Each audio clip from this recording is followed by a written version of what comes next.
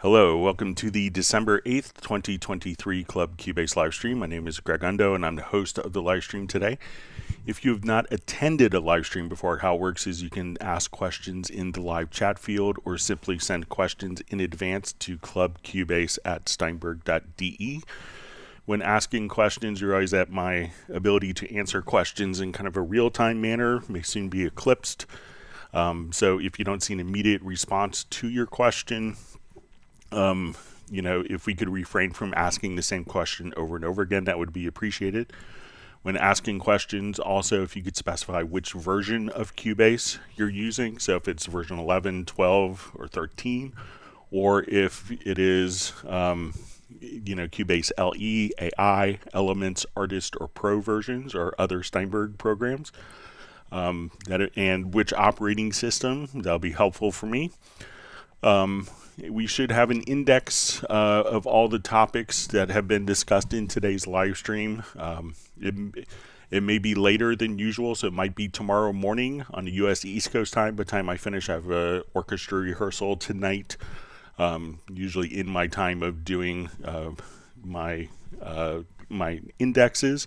So it may be a little bit delayed, but if you wanted to search for topics that have been covered in other live streams, you could go to cubaseindex.com. We want to thank Jan for creating that website. I think we crossed over 30,000 topics since COVID started. But go to cubaseindex.com. We have two people that serve as moderators. We have Agent K and Jazz Dude. They're not Steinberg employees. They just really do this out of the kindness of their heart to make it a better community. So I want to give special thanks to them. Also, we want to express our gratitude to Jazz Dude for all of his work with the Cubase Nation Discord. So it's a wonderful resource of information for the Steinberg community. And with that, once again, my name is Greg Undo. I work for Yamaha Corporation of America as a product specialist. And we're the U.S. distributor of Steinberg products, and I'm the host today. And I'm presenting from outside of Washington, D.C. area in the United States in Alexandria, Virginia. So if you are watching this live, please feel free to introduce yourself and tell us who you are and where you're from. And with that, we will go ahead and get started. All right, Larry B. asks, "Hi Greg, I just purchased Cubase VST Connect Pro 5 and it asked for an e-license upon installation. I checked the storefront and the details indicate it only supports up to Cubase 11. Is it supported in Cubase 13 Pro?" So yes, it is. So if you want, you could just see that I have my VST Connect Pro here. So it might be just perhaps some of the documentation has been updated, but yeah, it definitely works in Cubase 13 Pro. So and it should, like, if you enter the DAC code, so probably what you get is a DAC code. If you enter that into the Steinberg download assistant, that should authorize it with Steinberg licensing as well.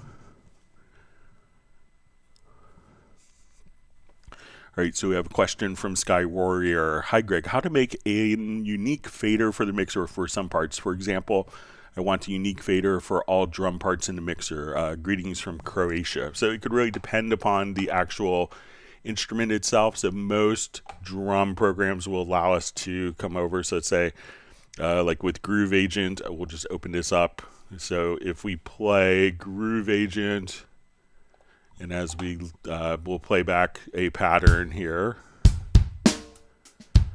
we can see that everything is now going out of one stereo output, so everything is being mixed. But if I go to the mixer, and every drum program may be slightly different for this, but I can say now I want the snares, and like Groove Agent, we have 32 stereo outs. I can say I want the snares to go out of output 2. So as we play, let's say we'll just not mute that. Let's say our hi-hat to output 3. And let's say my overheads to output 4. And my room mics to output 5. So now that we just come over here, we can have all the different sounds kind of bust out. So most drum packages will allow you to come over and have individual outputs. And this will be kind of for an acoustic agent kit, you could see it right here. With a groove agent, what we want to do is to probably come over, if you're using a beat agent kit, how we could set the outputs is when we select the pad, then we could choose our 32 stereo outputs here for each pad. So we have 32 stereo outs for the pad. So you could do that generally from within the particular instrument. All right, so we see, hi Greg, is there a way to insert a point in the tempo track at the cursor position on the project window using a key command? So let's take a look. I think we might be able to do this with, I don't think that there's a particular function for it, but let's see if we can do it. We might be able to do it in a project logical editor. So let's say we're at measure 17. So let's come over to our project menu, to project logical editor, and we want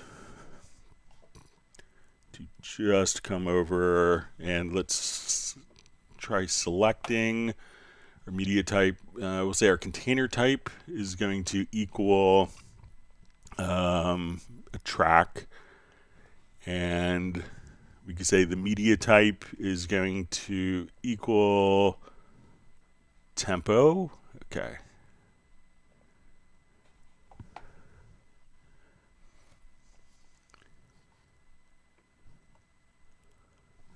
All right, so first I may want to just do a select none here.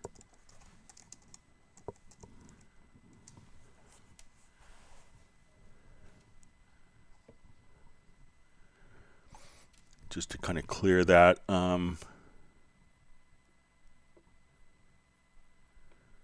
And let's see we'll just select none on that particular track. My wrong keyboard chosen. Sorry about that.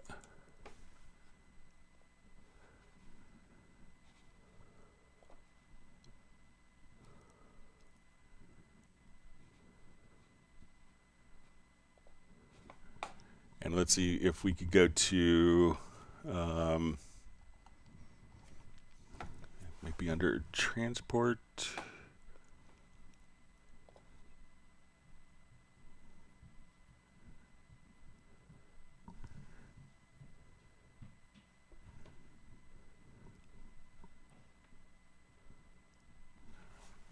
Let me see if there's like an input type signature.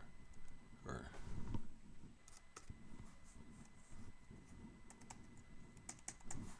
get my computer keyboard to work, sorry.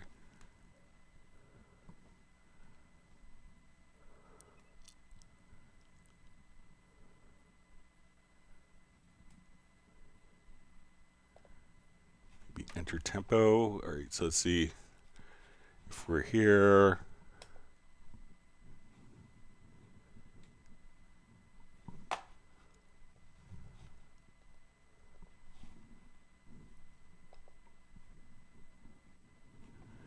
Okay, so let's say so let's say we have our tempo track activated. I'll come here to apply, and let's just type in our new tempo of 76.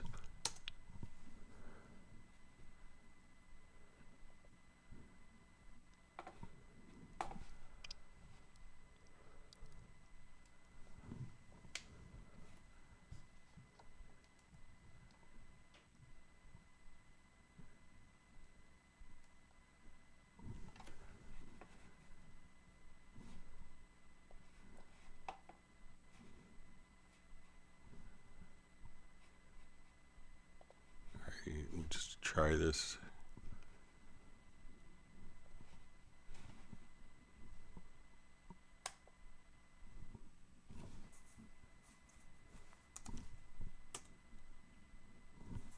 All right, my computer keyboard isn't working here. Hang on.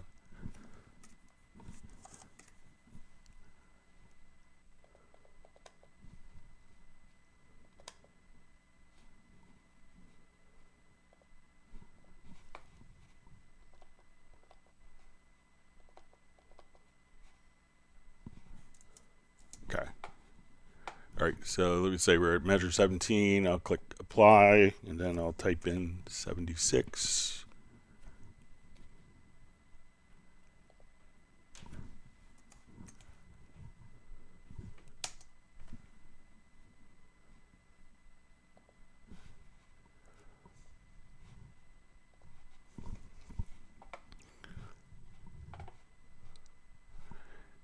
So I can play around with this a little more, but I don't think that there's a direct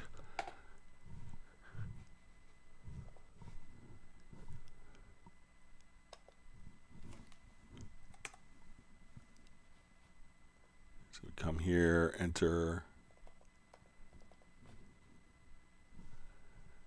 our value.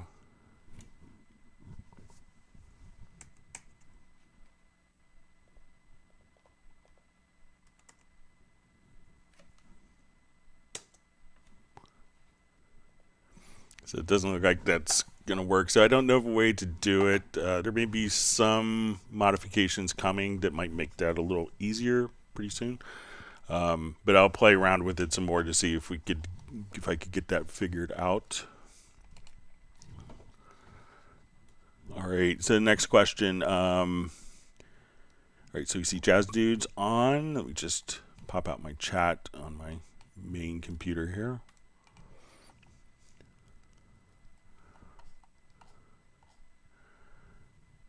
All right, so Sense One from Phoenix wanted to says wanted to send a heavy thank you for doing the Q&As. Learned so much in such a little time, so it's great and glad to be able to share knowledge and help people realize their creativity. You see Stefan from Sweden. You see Peter checking in from a brisk Montreal, Canada. Just wishing everyone an awesome week.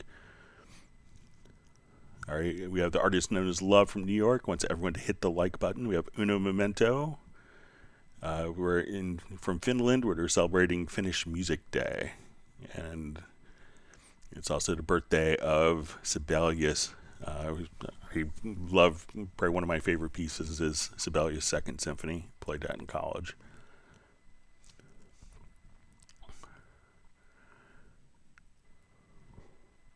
All right, so we have Thomas checking in from Norway, Robbie Bowling from Dallas, Texas, Michael Marshall from Somerset, UK. All right, and Mr. Dali 67 from Denmark. All right, we have Yorgo Chamata saying hello. We have Nick checking in from a rather fresh Essex in the UK.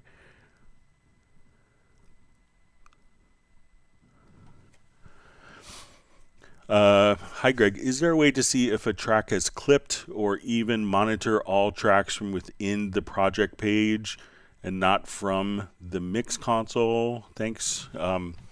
You know, so if you're doing it from the project page, you could kind of see, you know, if you've had tracks that are clipped, you know, you could see kind of the particular meter here. So let's say if I was just playing back, just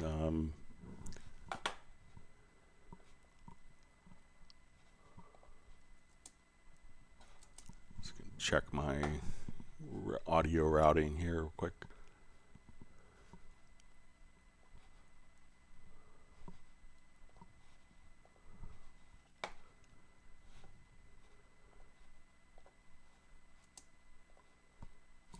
All right, let's revert to project here. Sorry about that.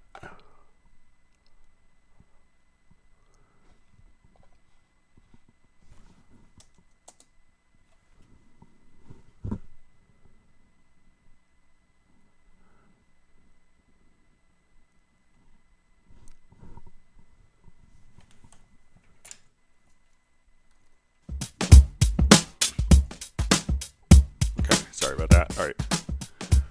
Okay, so if we had an audio signal that was, let's say, clipping here, let's see if there's indications. Let me just add some more gain on this particular track. I'll turn the volume down, but let's just...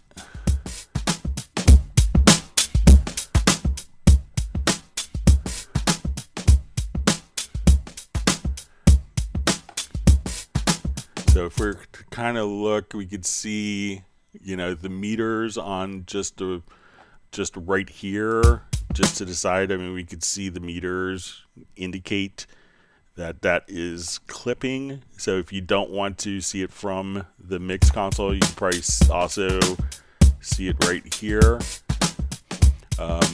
where that particular track is going to be clipping, just visually. So you could, if you need to see it for multiple tracks, you can just look at the meters just to the right of the tracks, or individual tracks, you could see it on the channel fader.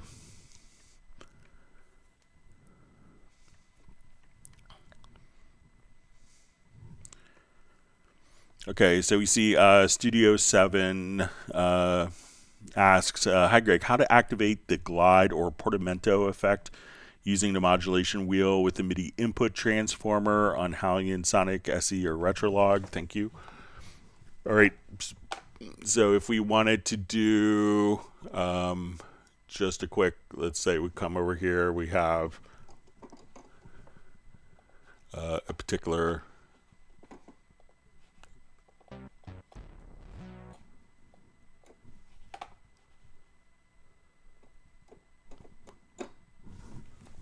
check my MIDI controller here real quick.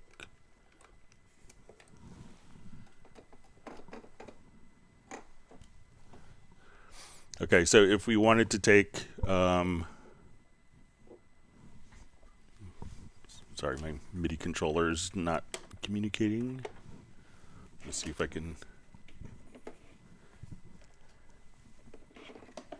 unplug it, replug it back in.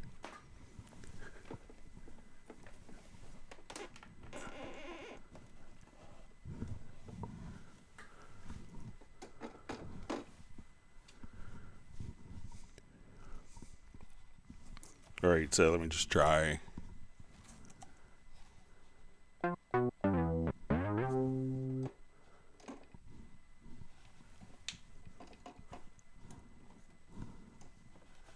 let me just check MIDI remote. Maybe it's being configured here.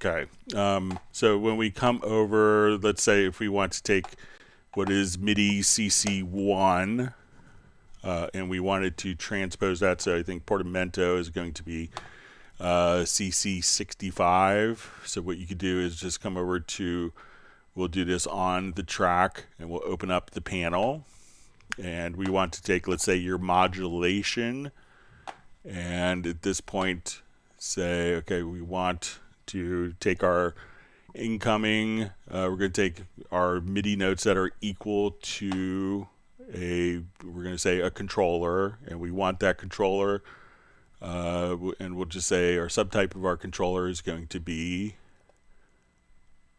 modulation, so CC1, and what we want to do now is to take the type of controller, or we'll take the subtype, and we want to add 64.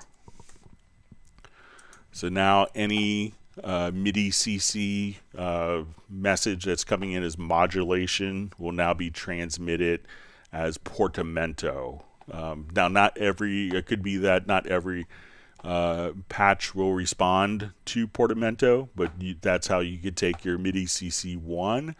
So take your modulation on your controller and then convert that directly to portamento, just like that with the input transform. You could now choose to put this on the track or to keep it globally set.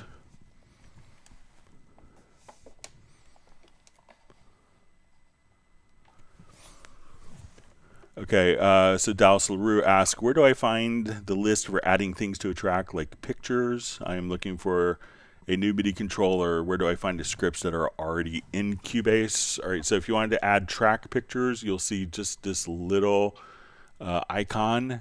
It's usually below the mute button right here. So if we wanted to come over, we could now click on our, we'll make this a little larger so we can double click, and now you could assign track pictures. You can say, okay, I want this to be more of like a synthesizer, so we'll just say, okay, I want this for my synth bass. We'll make it, and you could also have user pictures. So if you wanted to, you know, take a picture of like the settings on your amplifier, you could do that as well. So once you come here, you could just say, okay, I want this particular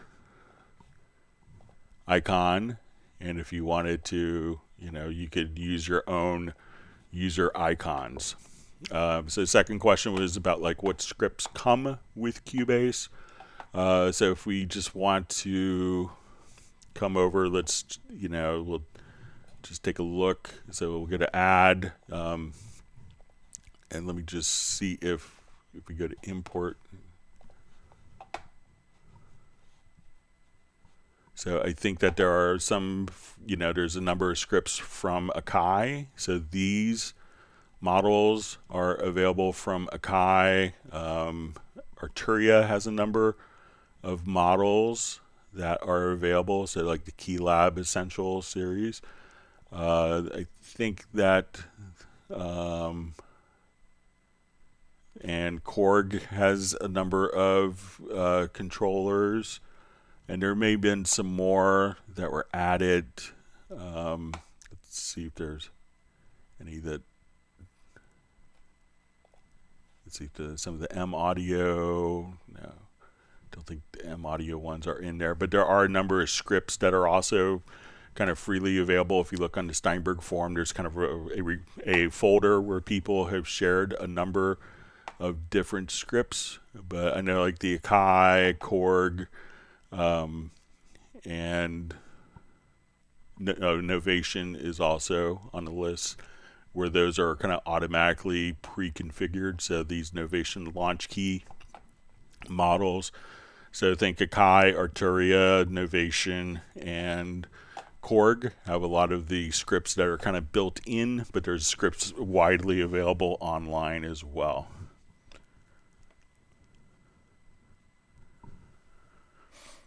All right, so Thomas asks, do you recommend adjusting the volume of certain words manually or with a plugin?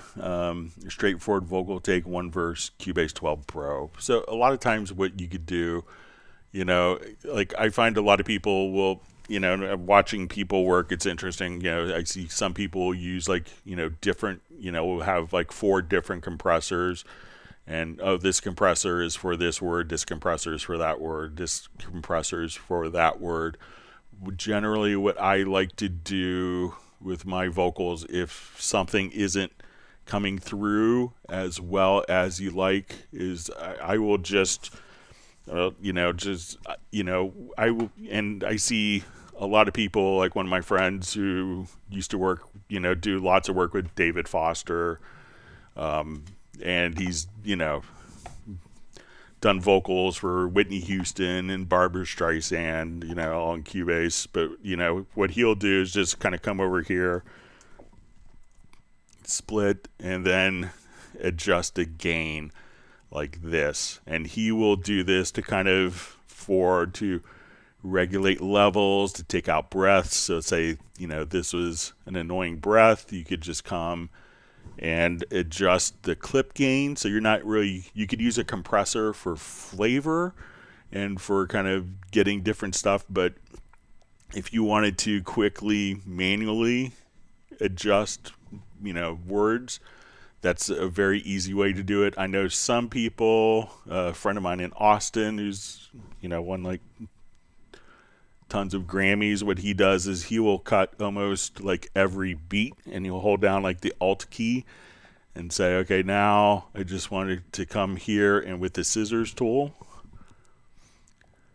So, and he'll just say, okay, you know, and he'll cut based on a grid and say, oh, you know, I want this a little louder, this softer, where every beat he could select and be able to adjust the clip gain of kind of musical phrases like that. So I think that's a great technique for, because that kind of actually solves the problem instead of having to use a plugin to do that. So I would explore that first and maybe use a color, a plugin for adding color and character to the particular plugin or to the particular vocal without necessarily having to use it for corrective purposes. All right, wonderful to see Kerwin Young and Brian Sawyer from Beulahville, North Carolina, and Kerwin from Atlanta, Georgia. And we see Jason Sykes from South Shields, England, and David Griffiths from Wales. And he was just wondering if anyone else found a new Moog Mariana VST, a huge CPU drain. So I haven't checked it out.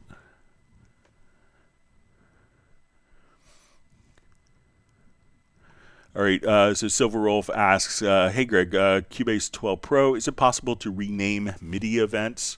So let's say we have like a MIDI event here. So we could do this quite easily. So let's say, we have our MIDI event here. So it's currently called ePiano. If you go to the info line, we could just come right over here, type in a new name, and then that would be the name of the particular event. So you could select the MIDI events here and just kind of type in, hit enter. Also in Cubase 13, I know you mentioned you had Cubase 12, but there is like edit rename, so you could rename selected events, rename first selected tracks, or rename media files if you wanted to rename audio. So those are options, but again, just select the particular event here, and now you can just type in a name of your choice, and that will automatically carry over to the name of the event. All right, so we have El Pese or El Peace Music from South Africa. Thanks for joining us.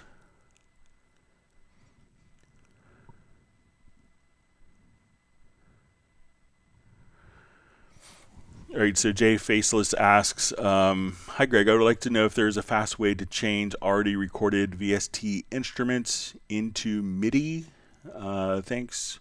So I'm not sure if you want to take like an instrument track and then turn it into a MIDI track. But, VST instruments will, by default record as MIDI. But if you wanted to add a MIDI track, you could just simply take this file, and if you wanted to,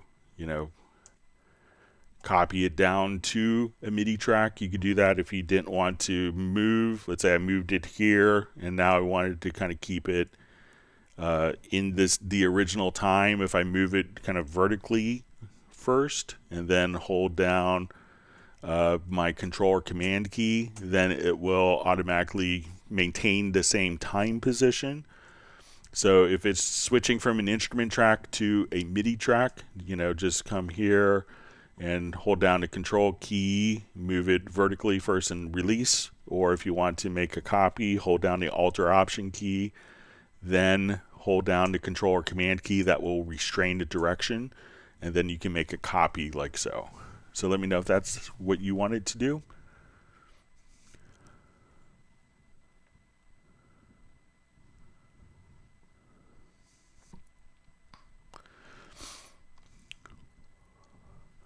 All right, so we see from Yasmin says, how to use a continuous button like a wheel or rotary encoder on your MIDI keyboard to navigate horizontally in the project window from right to left using MIDI remote. So, one thing that you could do is if you just hold down Shift with your mouse scroll wheel, you could just navigate, left to right that way.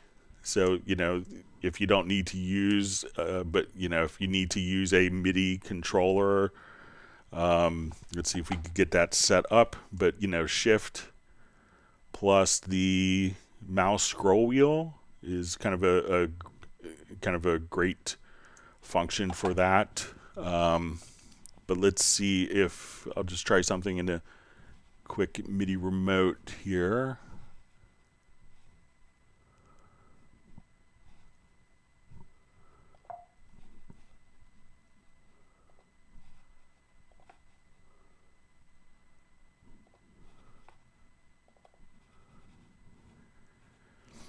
Okay, so let's say I'm going to just go to an untitled mapping page. So let's say I want to take this particular knob and let's try just making this into our mouse wheel. So I'll go to mouse pointer AI knob and we'll just say value at mouse pointer.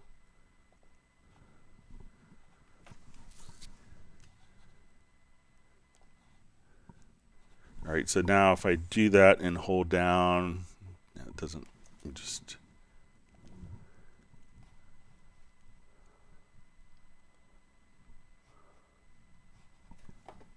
check this particular.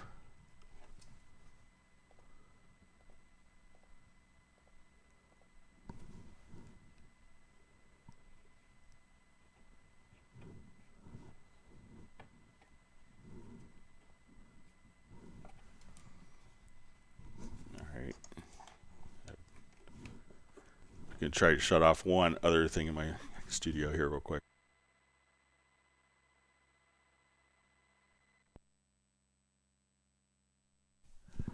All right, let's see if we get my, all right, so let's see if we have this set up.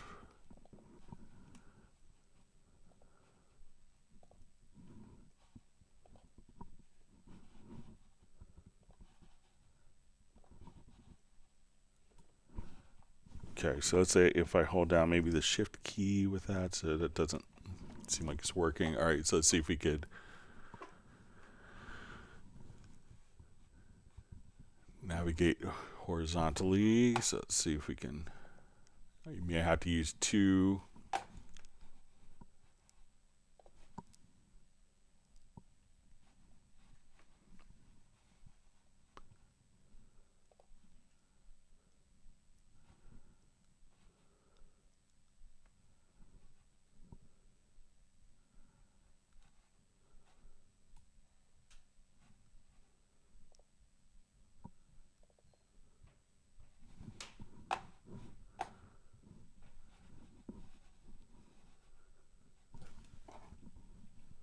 That particular function.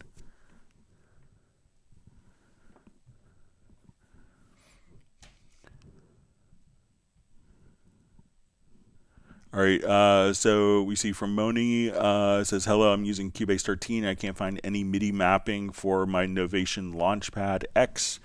So again, you could, you know, take a look. We'll just see if we can find this.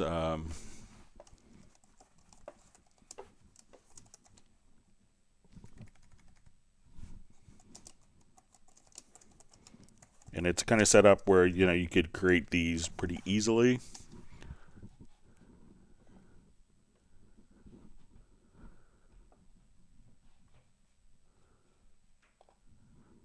So if we come here,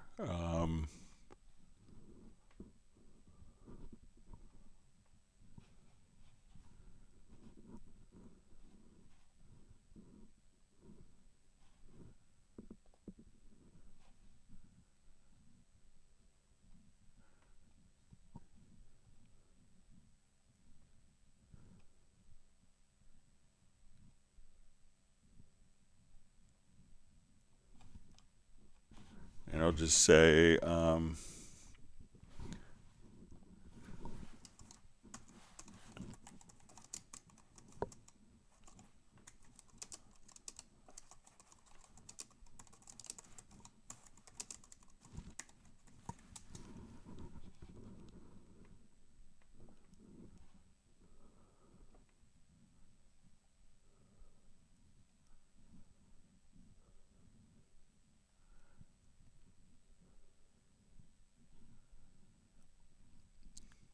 all right, so it looks like, I mean, you know, so a lot of the MIDI, so you could kind of look through the repository and see those are constantly being updated, but, you know, it is kind of set up where you can create your own MIDI remote scripts. So you don't it's not reliant solely on if there is one that's currently available or not, but you can just simply, you know, create your own scripts very easily.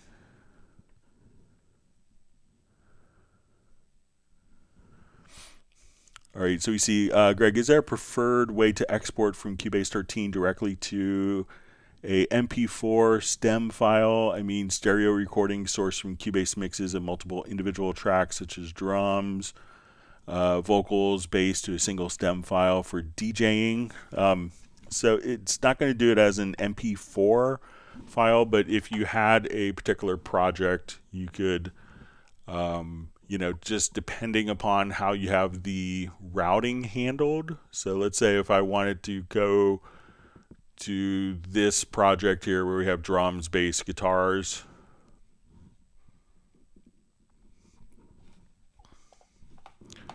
So if I have all of my drums set to a group channel, and we'll call this drums. And let's say our bass here is sent to its own group.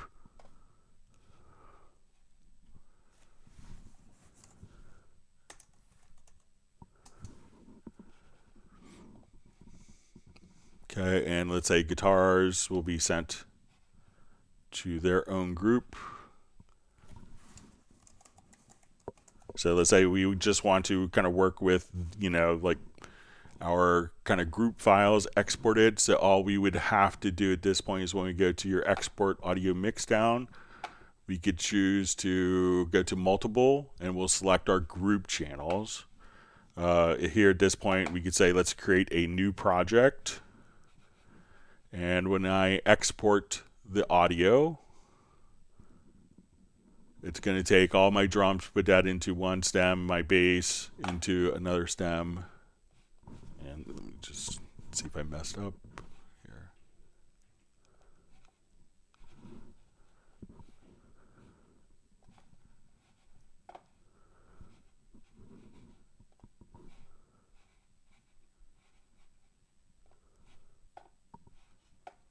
Okay, so now we'll just do it into our own new audio track. So we'll export audio.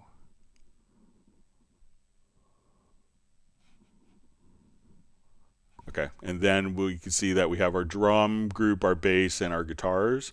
So everything will be split. You could do that as MP3s if you wanted to. And I have different sample rates, and here's my guitars. So they're all kind of stemmed out just like that. So send them all to groups. And then once you go to your export audio mixdown, here you could just say, okay, I want my vocal group, my keys group, my synth, my kick, my drums, percussion. You could just export multiple groups at once. So you could just do it just like that. So let me know if that's helpful for what you want to do.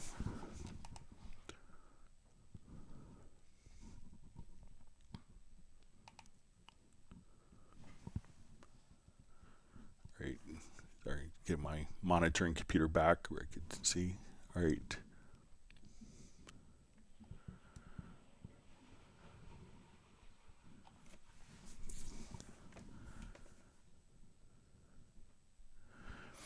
All right. So we see from Lauren Gabrice, and thank you for your kind comments on the last live stream.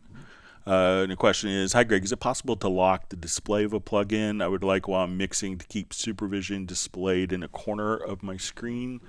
All right, so let's say if we're here, we could just say, let's go to, let's say if I have supervision, which is an amazing, great analyzer plugin if you haven't experienced it. So let me just open up quick preset here.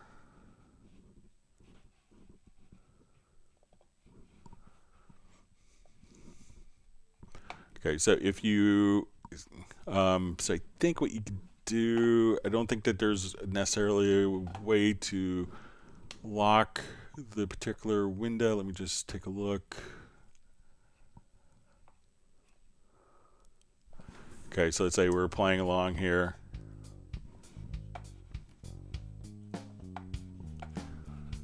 and we have supervision going on. I think that what you could do, Lauren, is to, if you save this as, let's say, a workspace.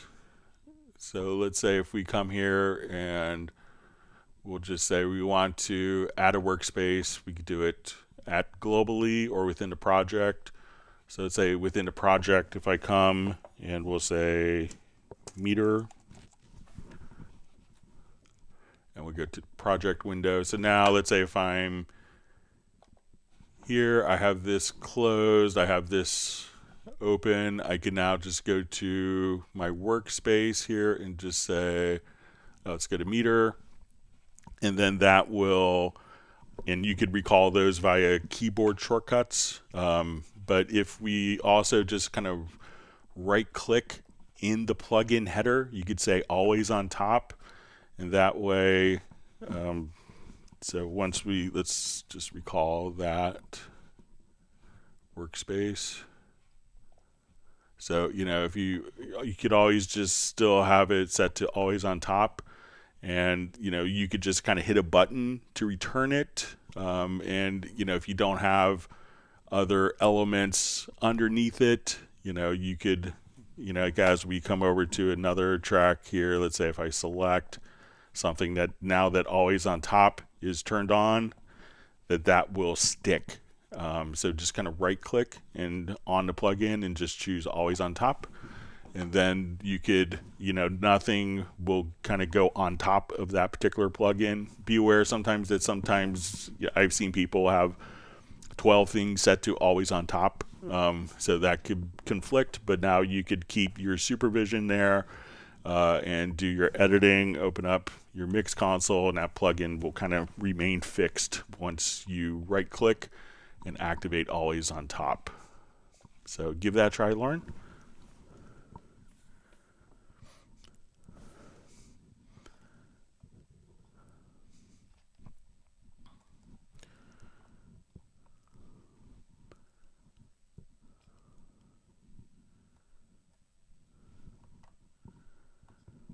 All right.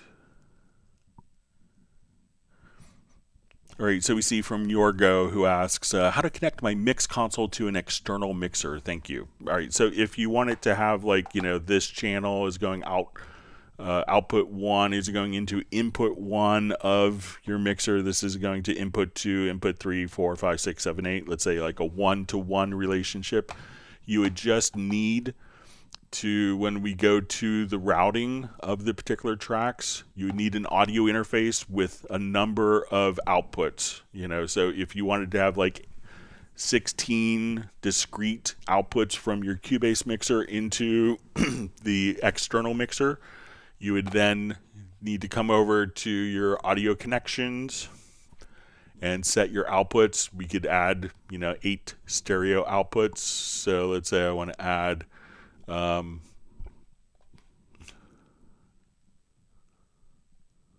let's say 8 stereo outs. All right, so let's say we have this, and then each track we would have to say, okay, I want this to go out of, you know, output 1. You could do mono outs if you want, but we could say, okay, I want this to go out of mono out 1, mono out 2, mono out 3, and then this would send the signal, you know, this particular track to outputs on your audio interface, and those outputs in the audio interface would feed the inputs on your analog mix console. So there's a lot of people don't have a lot of outputs, but that's how you would do it to get your Cubase tracks to go out to a you know, an external mixer. If you wanted to take the stereo output, like the overall mix, you could then take, instead of connecting, you know, a lot of people may have their stereo outputs going to powered speakers is probably the most common setup. So instead of going to the powered speakers, you could take the stereo out of Cubase into a mixer. So that won't allow you to have discrete outputs. So the number of discrete outputs is just determined by your audio interface, you know, or converter that you're using.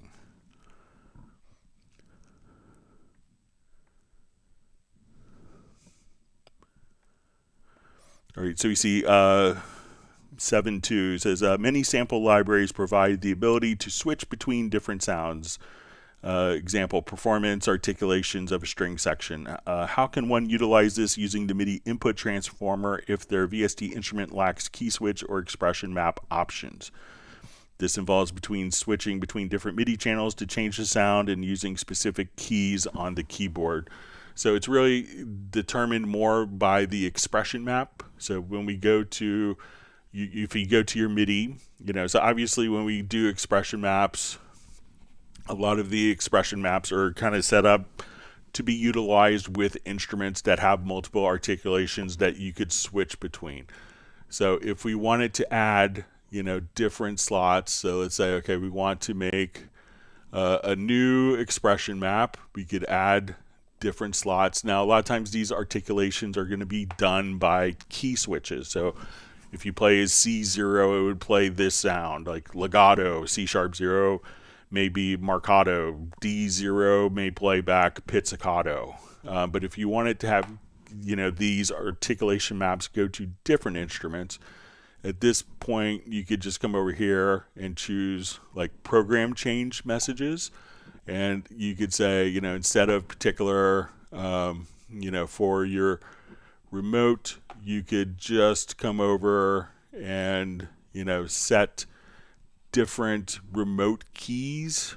So you could set up, for it to be key switches or program changes is another method. But here you could say, okay, for slot 1, I want this to be on channel 4. Slot 2, I need this to be on channel 3. Slot 3 is on MIDI channel 1. I need to transpose this up. I need the minimum and maximum pitch. So you can say, okay, this instrument is only playing between these particular pitches. I need to go to these pitches on this instrument, and etc. So once you kind of change the messages here within the MIDI expression map, at this point in the expression map setup, you could change for each of the slots, and that way they could go out to different devices if you needed to. So you could just do it just like that. So that's how you get it set up. It's, again, going to be more suited for instruments that do offer key switches and multiple articulations. All right, wonderful to see Jeff Zabelski from Chico, California. All right, and great to see John Costigan from Kenosha, Wisconsin.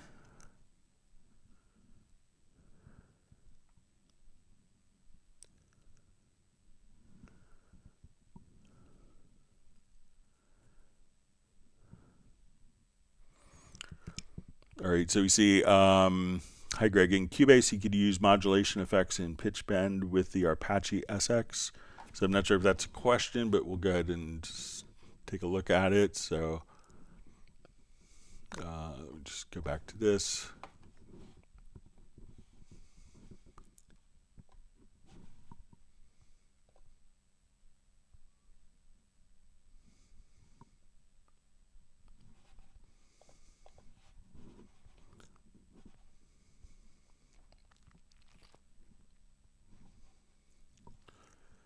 Right, so I think I have, let's put a little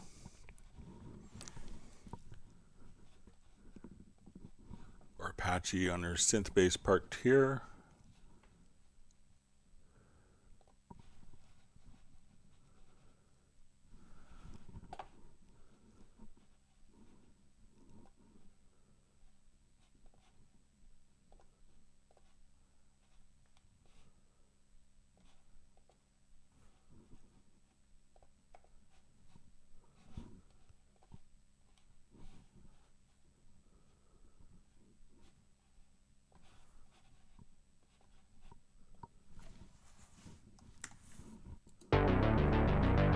Alright, so let's say if I just want to do like modulation on this, so let's say if so while it's going on, you can still do your modulation.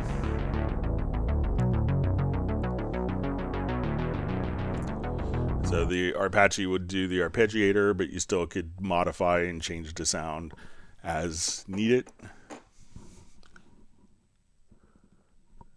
But let me know if I'm misunderstanding. All right.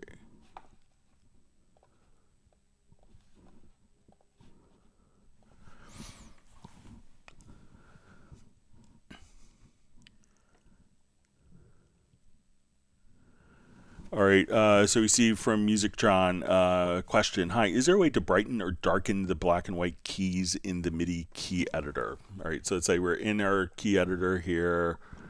So I think, let's see if we come over, so I think I know we could do the background. I'm not sure if the actual keys here are modifiable, but let's take a look.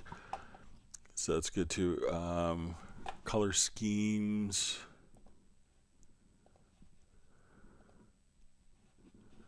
So if we go to the editor area background, we could change this. Let's see if it has any impact on the keys. Doesn't look like it does. I think that's not true.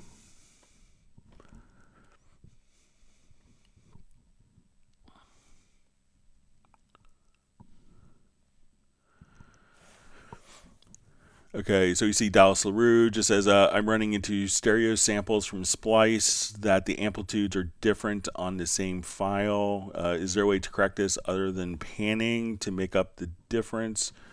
So, it could be perhaps like the pan laws. So I would go to maybe your project setup and see if you adjust the stereo pan law, if that makes a difference. That could be a factor. I haven't worked with Splice, so I'm not that familiar with it. But sometimes, if you have this, could determine how much the signals are attenuated when they're hard panned. So that could be something that could affect the difference that you're hearing.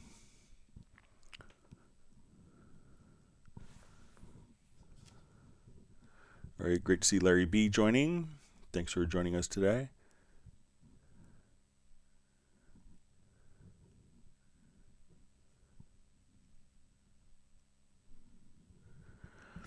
All right, so we see Lauren just says creating a macro to automate the drag and drop of samples from Media Bay to the sampler track in Cubase, or how to create. So a lot of times you may not need to do it. I think that if you wanted to, Lauren, what you could do is just come over and say, okay, I like this sound, but if you just right click, you could just say create sampler track, and now it's a sampler track.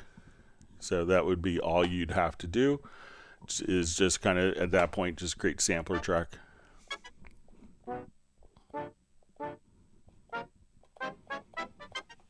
So try to just right click and on the sample, and you can say create sampler track. Let me see if there's a key command for that.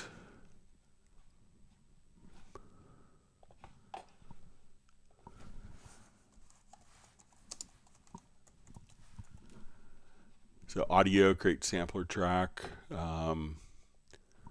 So let's say if we come here,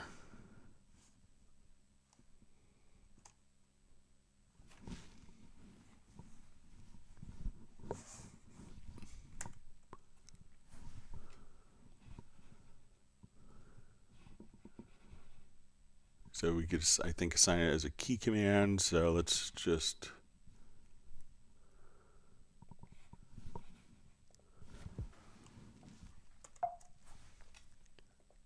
doesn't look like it's from, like, if we're here, I think we could now create sampler track. But try, instead of a macro, I'm not sure if you just right clicked and just choose create sampler track. So that'd probably be faster than making a macro, just selecting it in Media Bay and creating sampler track. So let me know if that's helpful for you, Lauren. All right, sorry about that. All right, so we see QTracks 100 says, respect to Greg, much love. So thank you so much. Okay, so we see Taylor from Music for World Peace Records from Pine Grove, Pennsylvania, and we see Gareth Kitch on. So glad you can make it, Gareth, today.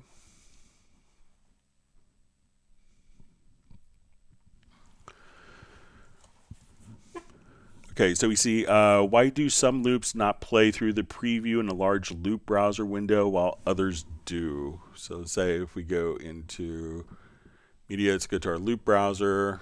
So sometimes when you're having loops, it could be that some of the loops perhaps, might be MIDI loops. So let's say, if you're going to, because you could have different things. So once we have MIDI loops set up, you could play these, and sometimes when you see this little circle icon, that it has to load up the particular instrument to do this, so it may take longer, but there's other types of, plug-in presets, FX chain presets. So, it seems like all the audio files would, work kind of as expected here.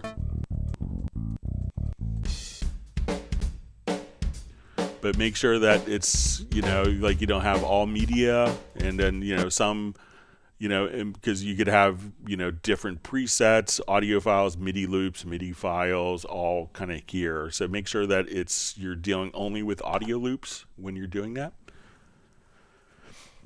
All right, next question from Music for World Peace Records. What's the difference between an exciter and an EQ boost in the upper frequencies?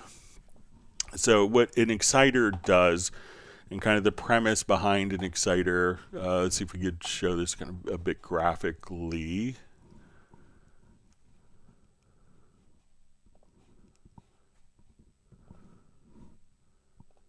Okay, so when we have an EQ boost in the highs, it may look something like this. Okay, so that's only really kind of focusing on one particular frequency. Now what exciters do is we say, okay, this is our main frequency that we're boosting. So let's say, okay, this will be, we'll set our frequency at 500. Okay, and what can happen next is we can say our frequency here is going to be set to 1000. And so now we'll turn this on and we'll add gain. So let's make sure I have my, right, so we have 500 hertz here, and then we want this to be not 100 but 1000. All right, so we'll adjust our gain, and then we want the next band to be, let's say, 1500. So what an exciter is going to do is take kind of the fundamental frequency. It's going to take the first and second and perhaps third order harmonics and boost those harmonic contents. So if we were to think of this, so in essence, what it's going to be doing is as you kind of boost these particular frequencies, it's going to not only do the fundamental frequency, but the first, second, and third order harmonics so that it could sound a bit brighter. So whereas kind of just boosting the high-end EQ is just really doing that one frequency, here we're kind of emphasizing the harmonic overtone series to make it sound brighter. So that's what an exciter does, is it kind of works with the harmonic overtones, and the EQ is generally going to be fixed on one particular frequency.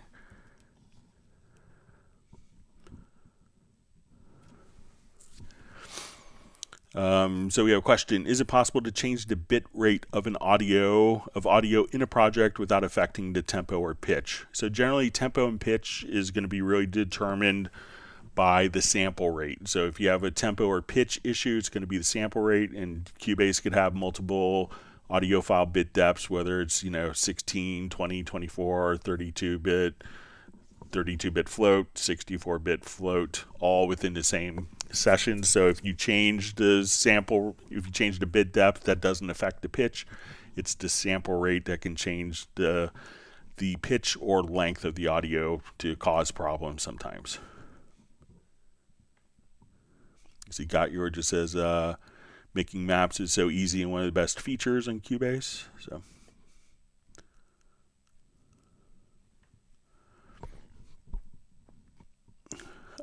So we see Music for World Peace Records asks, is there a way to solo a preview in the loop browser? All right, so you know, so if you have the loop browser open, so we'll just come here. So, you know, if my project is playing in the background, you know, we could audition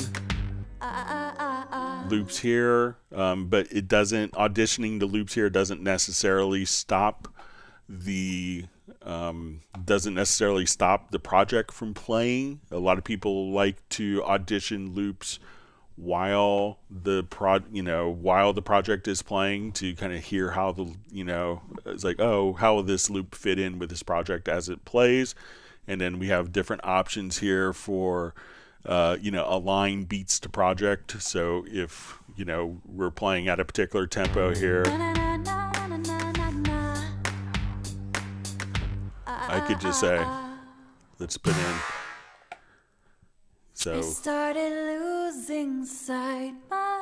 at this point we can say, okay, just want to go over here. And if we had different loops,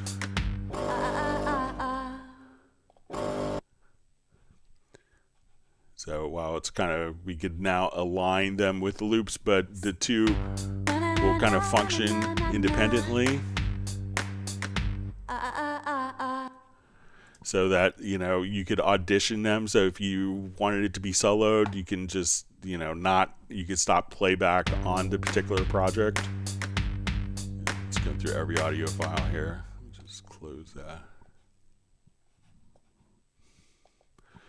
So, but, you know, they can be used kind of together with that.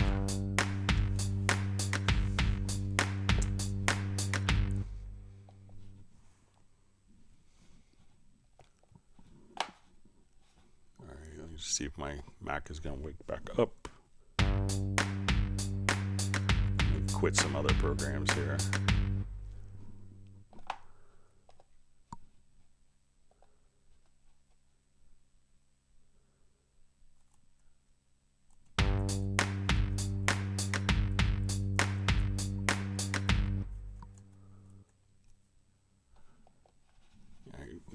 All right, so let's look for.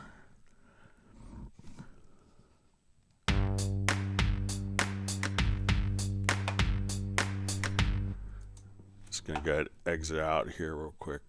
Bear with me just for a second. See if we get my controller back.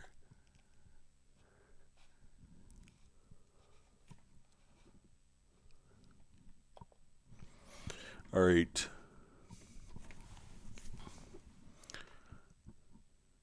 All right, so we have Madge Deepers checking in from the UK. Great to see you on. All right, so we had a question from Esmeralda. It says, hi Greg, and HALion 7, how we create custom key switches. Thank you. All right, so let's take a look at that.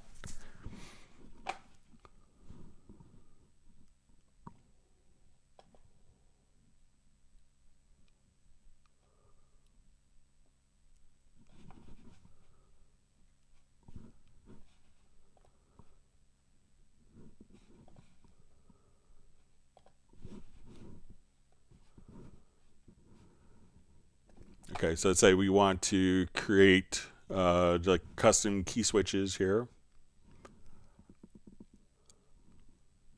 using HALion. So, all right. Okay, so let's say I have, this is just a little project I did a while ago where I sampled my bass, one of my basses, and we put it, I sampled all the notes on the E, A, D, and G strings. So let's go ahead and we'll just load up an instance of HALion 7.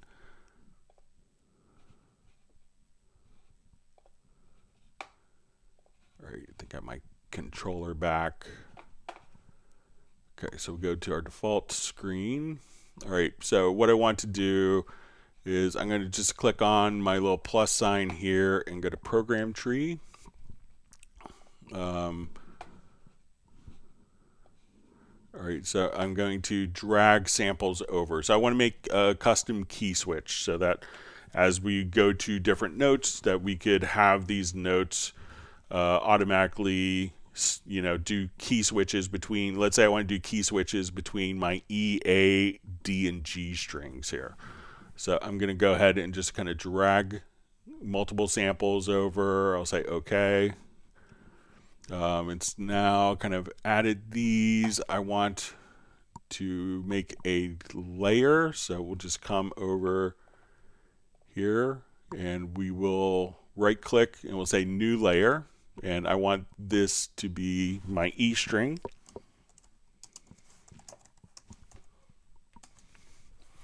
And I'm going to take all these samples on the E string and drag it into that particular layer. And while I'm here, I'll make layers for my A, D, and G strings. So let's make a new layer.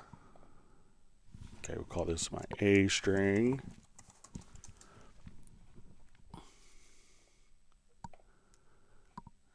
Right click, go to new layer, D string.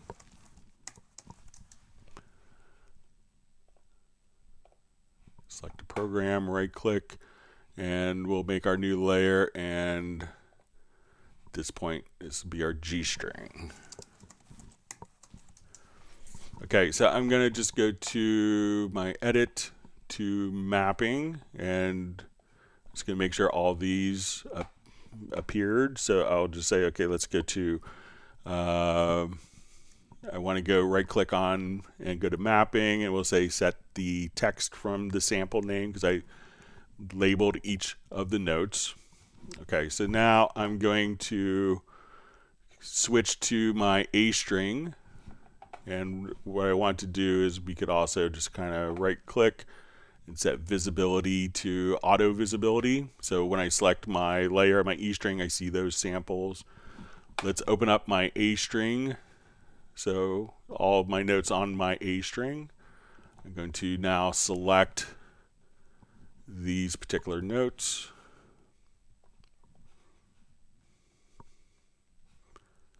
And I'm just going to drag them. We could drag them in as well. Say, okay, this will roughly start to A string. I want to right click and we'll go to map by the name.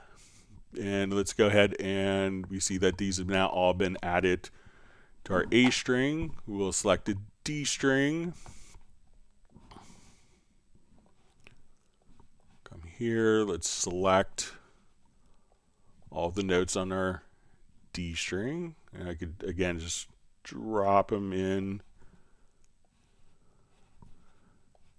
and let's map them to their particular sample name. And I just kind of, when I recorded it, I just put the note in every single one. Let's go to our G string. We'll select these notes. Okay, so I want, okay, so I'm going to select my G string layer, drag all these in, map them to their name. So what we've created now is going to be all the notes on the E string, all the notes on the A string, the D string, and the G string. So if we wanted to, because if you play a bass, if you play like the open G string on the G string versus the D, A, or E string, it's going to be really kind of different tones. So we now have our layers. Now we want to set up conditions to switch between these layers. So we'll come over and I'm going to right click and we will go to new MIDI module, and here we're going to choose conditional megatrig. Okay, so we want our, we could just double click, we can edit our mega trig here. So we'll just come and we could just double click on it, and I think that will, or we could just right click and we'll open the editor. Okay, so as we look at this, we want to say we want a note on, and we want that note to do a key switch. Okay, so we'll come over here, we'll say key switch, and we want this to be C0.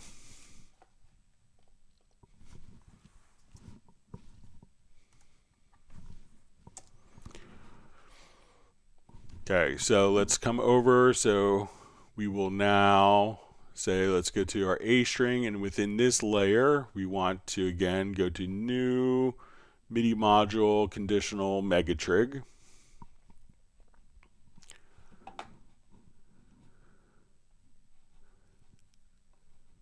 And then I think even if we come over here to edit, we could, but we'll just, I can select that, open editor. And I want this to be, again, a note on message that sends a key switch. And we'll make this on D0.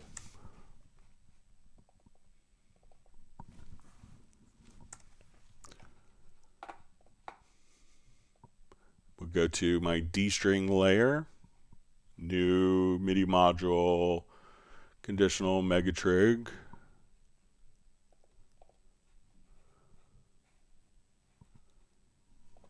We'll make this E0.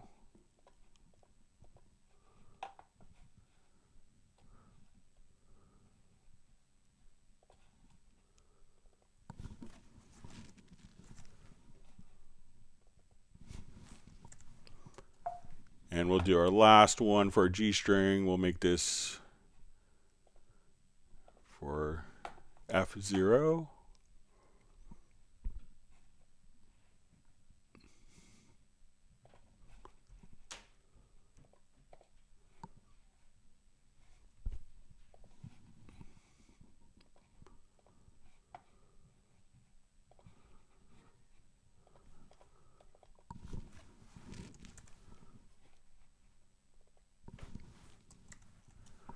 All right, so now we have those done. All right, so I'm going to save this as a program. So we'll give it a name.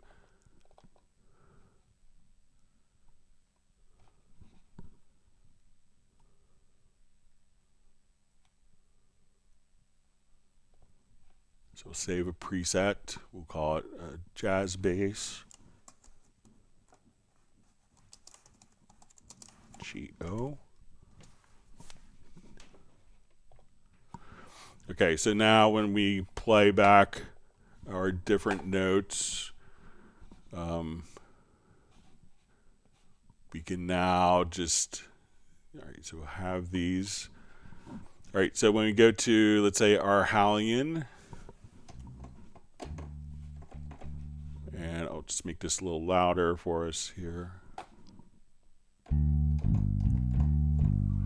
So if I switch to my different layers at this point, once we have this selected, we could switch between our layers. And now once we come over here, let's say we get a MIDI event on that particular track, and since it is a HALion based instrument, we could go to our expression map and say import key switches. And now we do this, we could see that's automatically imported our E, A, D, G string. So as we would have notes,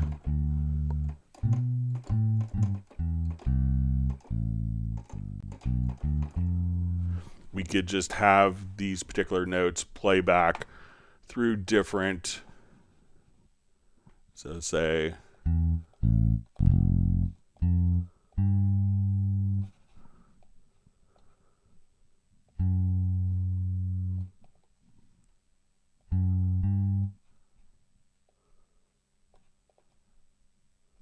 right, and I'll just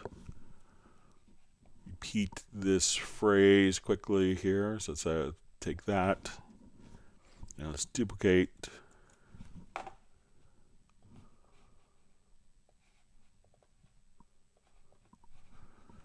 All right, so now we can say I want this to play on, if we did it right, the E string versus the A string, the D string, and the G string.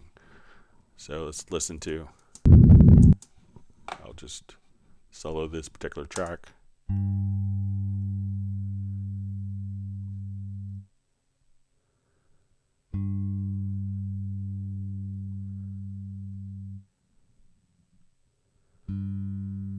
So you can hear how it's this, even though it's the same note, you'll get different tones because it's playing from different strings. So once you get that set up, all you have to do again is put each articulation into different layers, copy the samples over, you can map the notes, assign a mega trig to it. So as soon as you want to come over here, you could just see the different mega trig functions. And that's how you could make kind of custom key maps with key switches inside of HALion 7. So let me know if that helps and makes sense. But that way you could have kind of, you know, the expressiveness that you're able to get with different sampled instruments.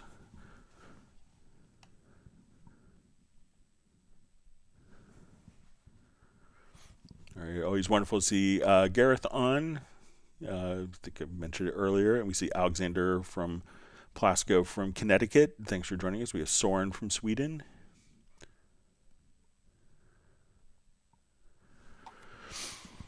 All right, so we see Qtrax 100. Best way to fix digitized recordings from tape that won't stay on the grid. If you have time, please, Greg. So yeah, certainly. So let's go ahead and take a look. Let's say, like, here's a recording I did on analog tape originally, and if I wanted to stay to the grid, so, you know, there's different ways of approaching this, whereas one, you could have the grid follow the existing music, or if you want the music to follow the existing grid. So, and there's use cases for either one. So let me just come, and I'll import an audio file, and we'll show you what we could do either way. So sometimes, you know, you don't want to necessarily sacrifice the feel of a great piece of music, you know, by restricting it to a grid. So let's say we listen to this, and I listen to my metronome, and let's say as we're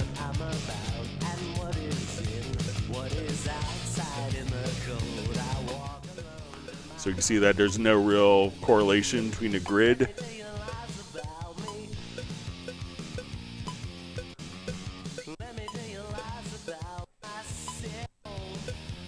All right, so what I could do if I wanted the grid to follow the existing performance, I could select the event. Let's go to our project menu, and we will choose our tempo detection. So we'll say analyze. And as we listen to this,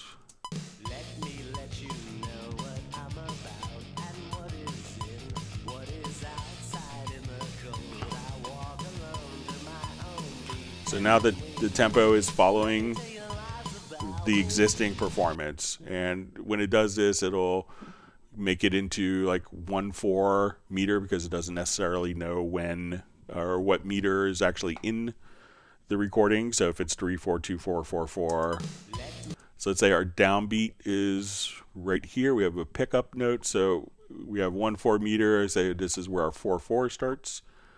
So as we listen to now,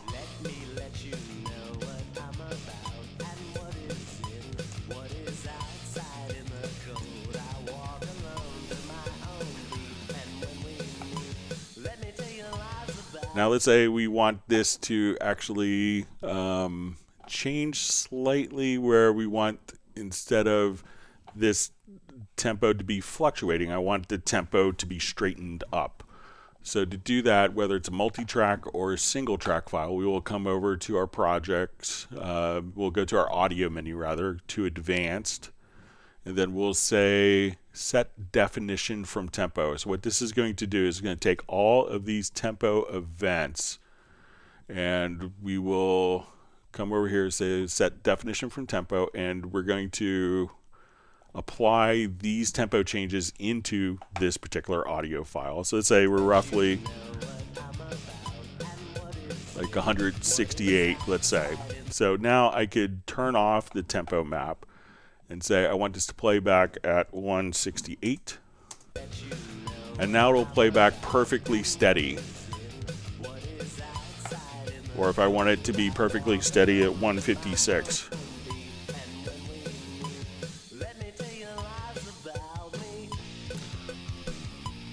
Or I want it to be 180. But now it's playing back perfectly straight.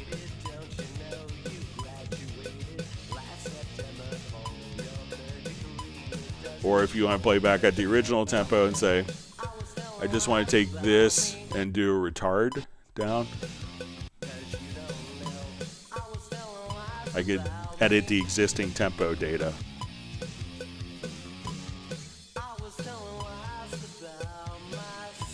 Back to the original. Or if we wanted to straighten out the tempo,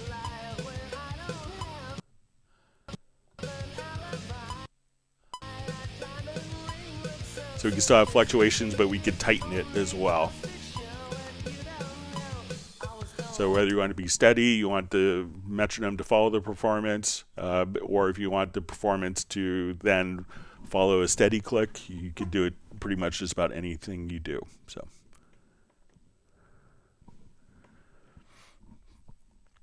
All right, so we see Thomas just says, that's great, thank you for answering. How did you make several cuts so fast with the scissors tool? All right, so let's say I have my scissors tool here. I'm going to hold down, I'm going to cut, let's say, at the beat here.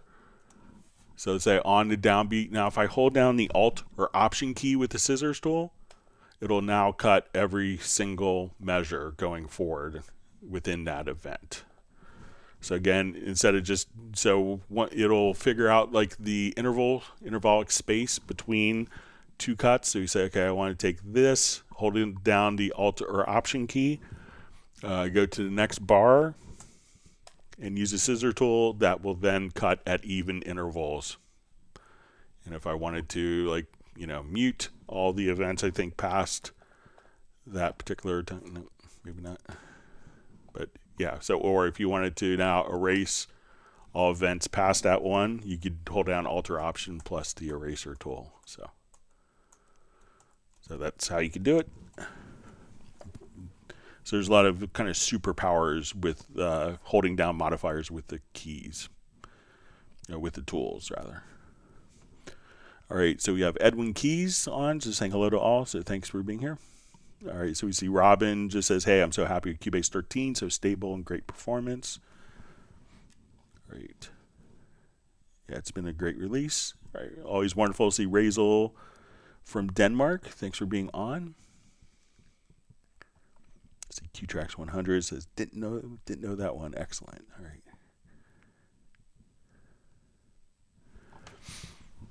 Okay, Bhakti asks, when you copy an event and edit it, the original also gets edited. How to avoid that? All right, so let's say if I have this particular file and I copy it later in the song, and then I do an edit, I do an edit here. So let's say I wanted to do an edit. So we may, if we come over here, let's go to audio processes, and we say fade in, that we notice that it's applied to both files. And the reason why that happens is these are the same file. So if we edit the file and that file is used repeatedly or in multiple times within a particular project, that will automatically, apply the edit to this file. When that file is used elsewhere, will automatically apply that. Now there is a preference for this, so if you didn't want that to happen, go to your preferences, to editing, to audio, and then you could see on processing shared clip, what you could do is create new version. So once again, we go to editing, audio, under preferences, and on processing shared clips, create new version. So we'll say apply. So now if I do a fade in on this particular section, it's going to make a unique file for that. So let's say we come over here, let's do our fade out. And now we've done that, it doesn't apply it to the copied file. It creates a new file instead of processing both shared files.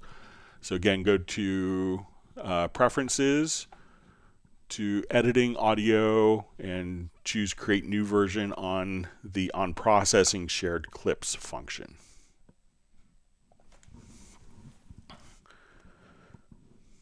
All right.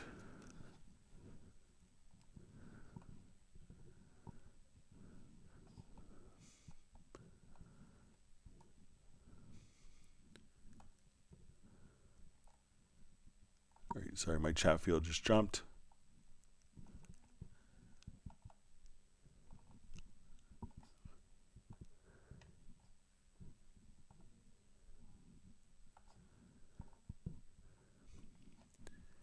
Okay. All right. So we see a question from Stefan Jorson. Hi, Greg. Is it possible to align drum sounds with the audio alignment function, for instance, multiple snares or kicks?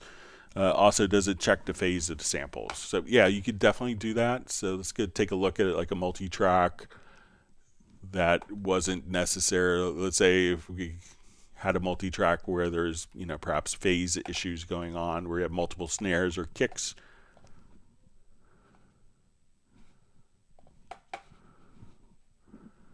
All right, so here we're going to have like 3 kicks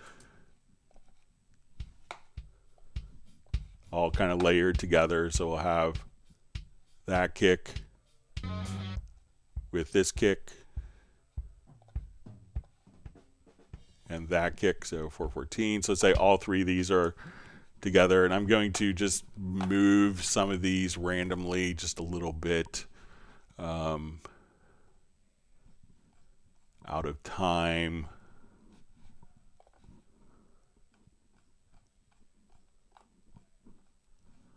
Okay, so now if we kind of zoom in, we can see, okay, that these are going to be slightly.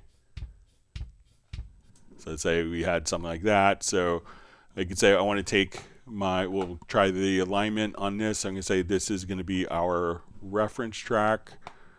All right, and I want to take these as my targets. Then I'll say align audio.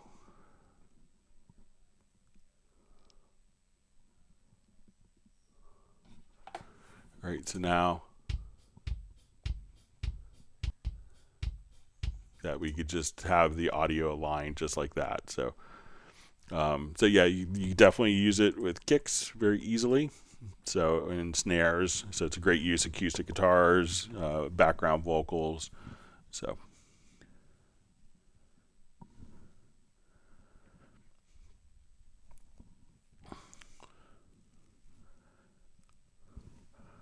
All right, so we see a question from, I think it's Casimo. Gently velocity 60 more pronounced effect when I press hard in HALion Sonic or Retrolog. All right. So let me see if that's maybe a second part of a question that maybe I missed earlier.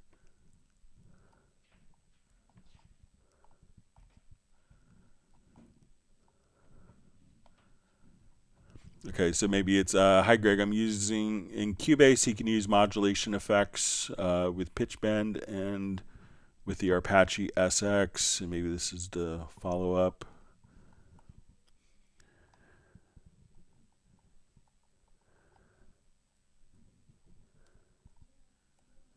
And gently velocity 60 and a more pronounced effect when I press hard in HALion Sonic or Retrolog.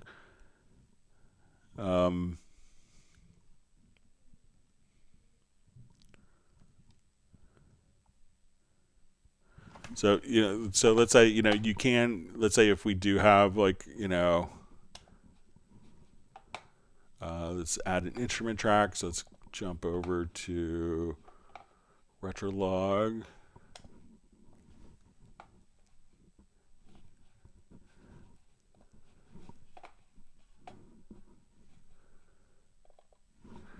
So I think that you could have, like your, different, envelopes here, be driven by, velocity. So, if that's kind of what you want, if that's kind of like for your source, you could just kind of say, okay, I want velocity to drive distortion on this sound. So, you could probably, do stuff like that within the instruments. Let me know if that's kind of what you want to accomplish with that. Sorry if I'm misunderstanding.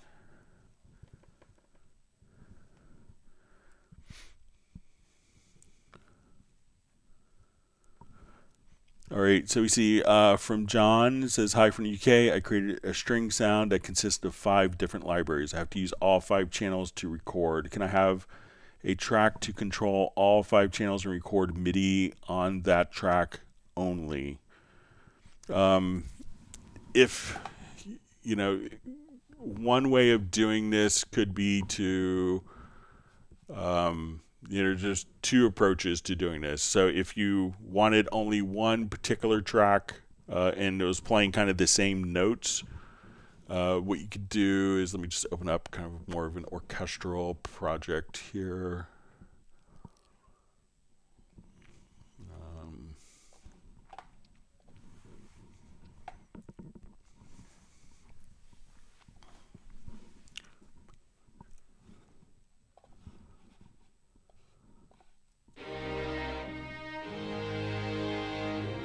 All right, so let's say I have my 5 string parts here.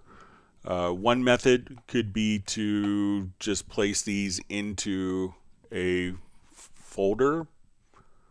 So let's say, okay, I have a folder here.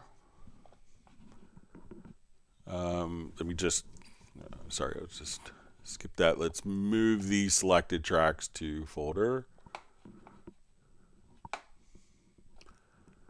Okay, so now when let's say if I close this folder, and I could now just come over and play this particular instrument. I could play one instrument.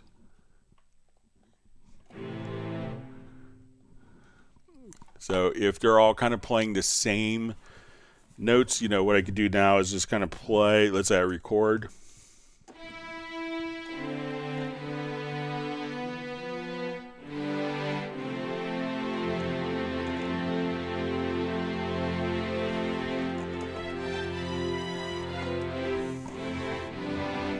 And while I record in one folder, and whether that's kind of opened or closed, I could come here and just record.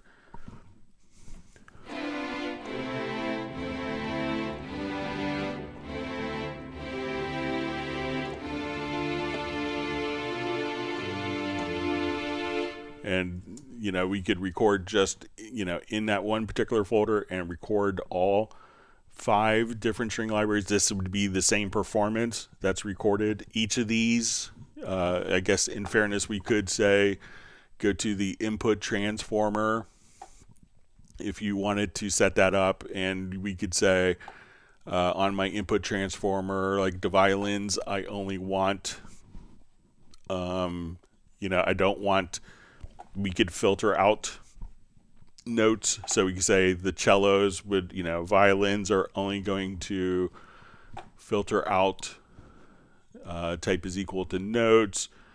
And then we could say where the pitch is, we want to filter out notes where the pitch is less or equal to, C3. And I want violas to play between C3 and C4, cellos, C3 to C2, and basses C1 to C0, whatever. So you could create kind of filters there. but this way you could record on one particular track. Another method, if you're using MIDI tracks, so let's say if we go to a MIDI track, is with MIDI tracks, not instrument tracks, but MIDI tracks, we could have what we call MIDI sends. So when I come to my, let's see if I have my MIDI sends turned on for this. Okay, yeah. So now I could take one performance and send this out to different instruments. So we can say, okay, this is going out to, we'll say this is going out to violin 1. This is going out to violin. So at this point, we could choose to activate and send these to different destinations. So we can say, okay, this would be violin 2, and we could take one track and then send this track out to multiple. So we have up to 4 sends per channel. So at this point, we could say, let's not go to the effects, but where it's going to. So you don't necessarily have to put it on to an effect.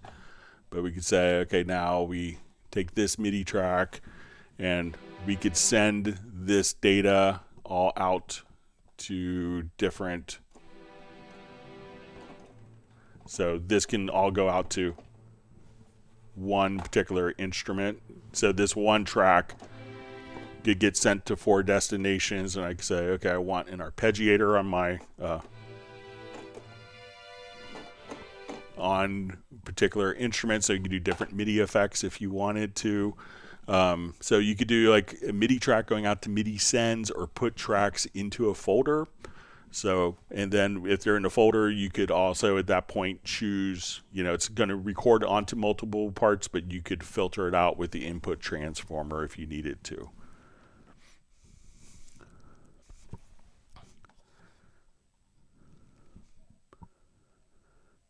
All right.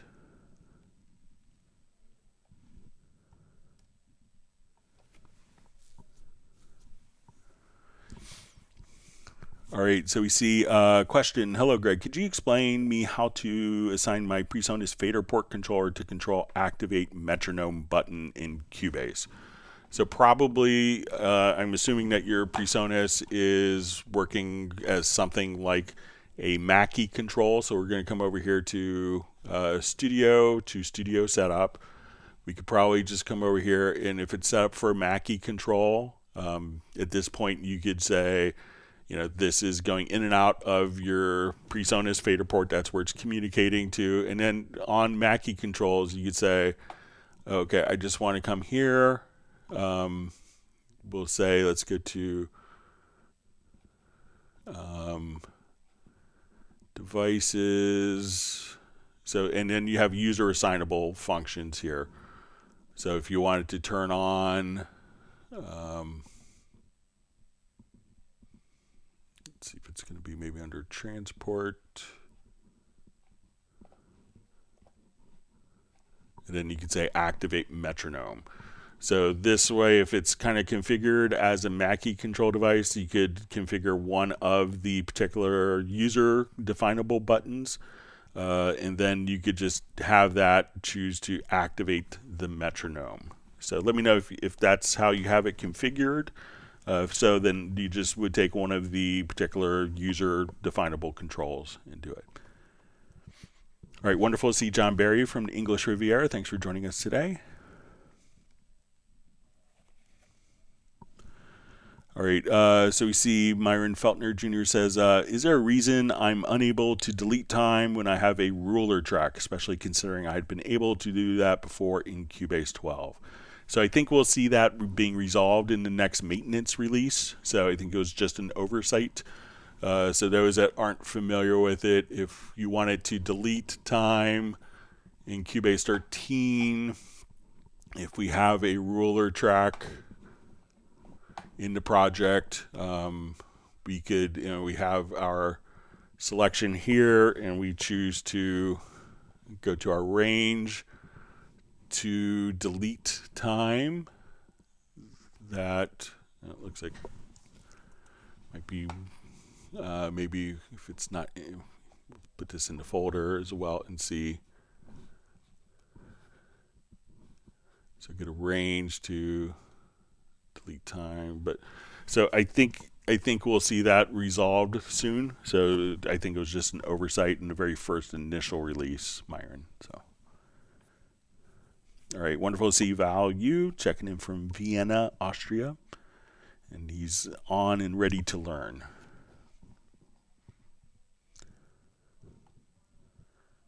All right, we have Rude Screen. Great to see you back on from South UK.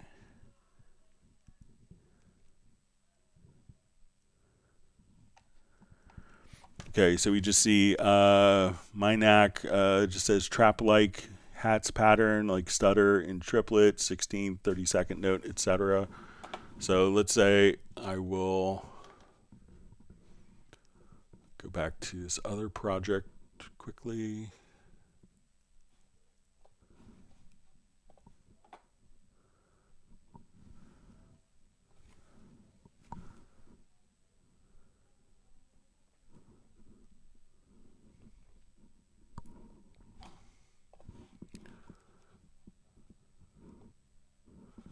Okay, so I'm just going to jump over, let's say, we'll go to this.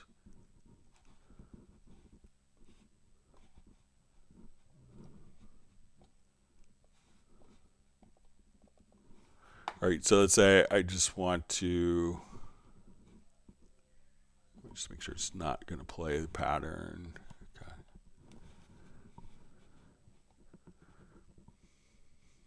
All right, so say I want this kick to be like 4 on the floor, so I'll just say grab this kick. I'll just turn that down to kill. Sorry about that. All right. Okay, so let's say we have, but now if we want to do different like hi-hat patterns, so let's say we're doing this and we'll just kind of, all right, so let's say, okay, now I want to do 8th notes.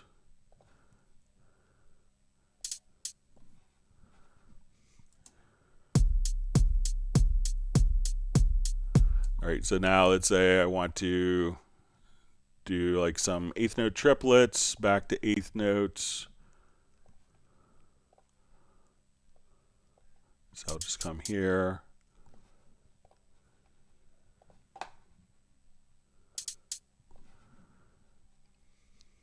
And then we'll do 16th notes. Sorry, let me just.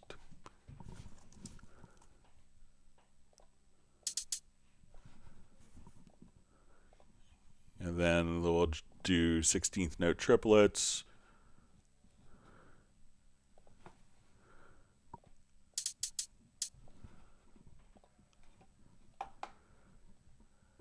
Back to 8ths.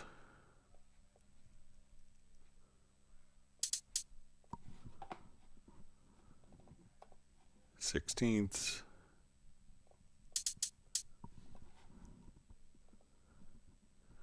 And let's do 30 seconds.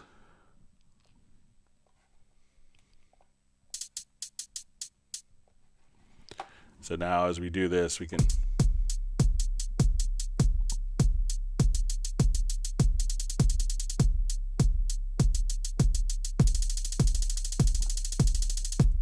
so let's say I wanted to adjust the velocity here in some of these. So let's go ahead and just grab my line tool so we could just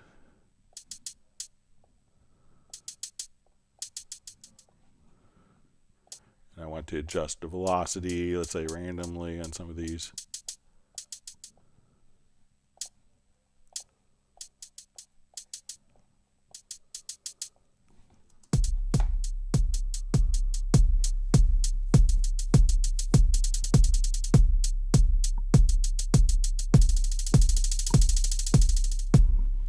So you could do stuff like that. So, you know, but you can put in different rhythmic values to do different types of beats pretty fast that way. So let me know if that's kind of what you want to see, or if you want to email me a description of what your trap beat is, I could mimic it on the next live stream.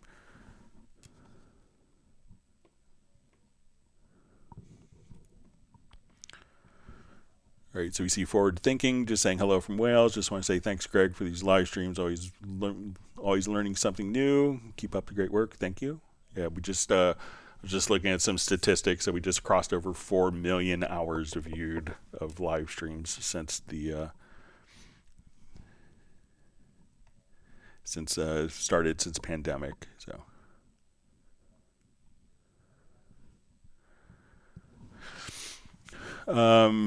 Jack Bourne asks, are VCA faders useful while recording? I have an SSL UF8 and I'd like to put to use. So you could definitely, I mean, it's probably more in the mixing stage as opposed to like recording or tracking.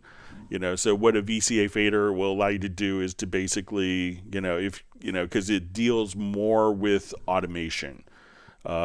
And how the automation and gain structure to like effect sends are handled. So it doesn't, it's probably like during the tracking and recording process, not as applicable, but during the mixing process, it could really come in. And I'll just show just a quick example of a little bit of VCAs and kind of the, you know, why you'd want to use a VCA. I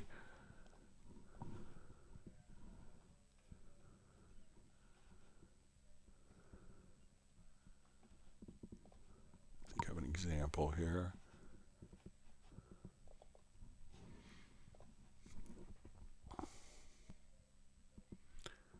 So, you know, the advantage of the VCAs are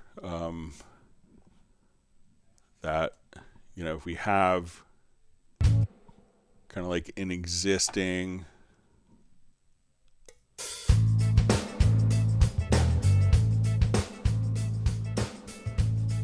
so say as we look at my drums, we can see that we have automation, that's existing automation in the drums. But what we may want to do at times is to say, okay, I want to assign all of my drum tracks to a VCA. So I'm going to select my tracks here. All right. And we'll include, we'll exclude the tambourine. So, and what I'm going to do now is to add a VCA to the selected tracks. Okay, and let's see if it's...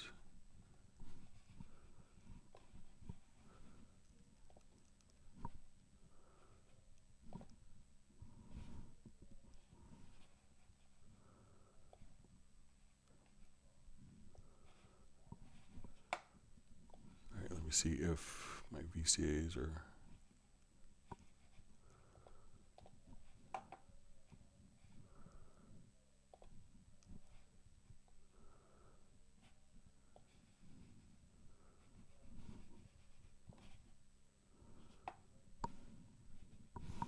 all right. Let me just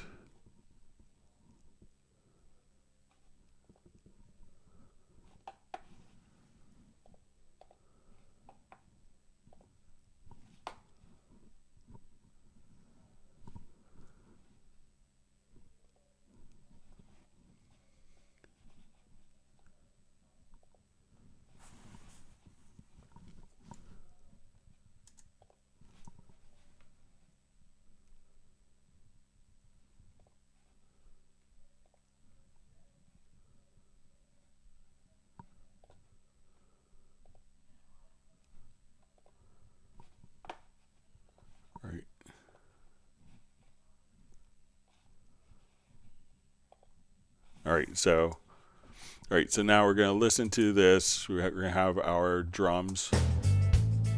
So we see our drums with existing automation, and they're all kind of going, let's say, in contrary motion. So if I take my VCA, I could, even though I'm dragging and attenuating the volume of the VCA, my drums can still be kind of, while I'm moving downward, the drums can still have their automation going upward. And when I move upward to increase the gain,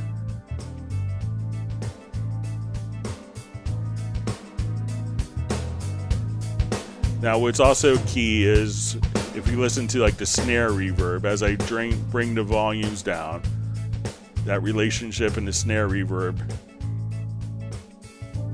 isn't going to be affected by it. So if I want to automate my VCA, just come here. Now let's say, so now I'm going to just take my VCA, attenuate the VCA fader.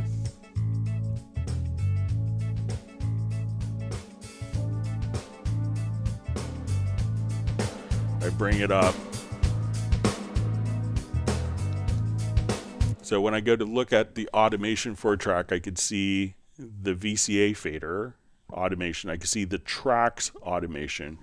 And if I wanted to coalesce those two, I could just come here to the VCA fader and choose to, when we go, we'll just make this a little larger so we could see it. We could combine the automation of the VCA to the linked channel so that we could see those two. So, you know, generally the VCA fader is going to be used more for mixing purposes. So it's really kind of the intention of it. All right, wonderful to see JVI from Netherlands, I believe, if I remember correctly. All right, so we see Cristiano Prod, or maybe Production, says how to save the Media Bay database to an external hard drive. So it's really just a matter of copying the particular file over. So there's no like export to, but if we go not to your browser, but let's go to, you know, if you go into like your preferences on Mac or into your application data settings on Windows. So we'll come over here. We could just say, we go to under your preferences for Cubase 13 or Cubase 12, whichever version you're in. So let's say we're in Cubase 13, we'll see the mediabay.db. So all you'd have to do, I think, is just move that file to the new computer. But there isn't necessarily like an export for it.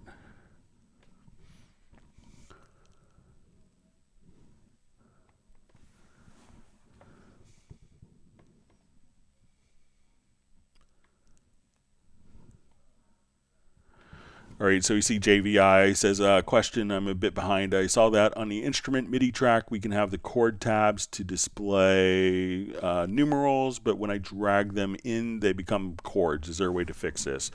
So when we have the chord pads, you know, we could set the root key.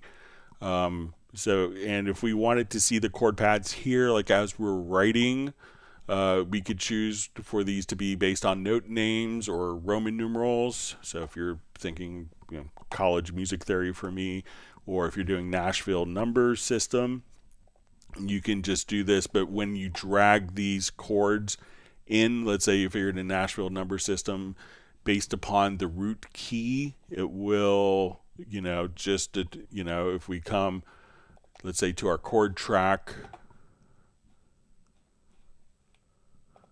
when we drag it in, it's going to actually show the particular based upon the key as opposed to the Roman numerals. So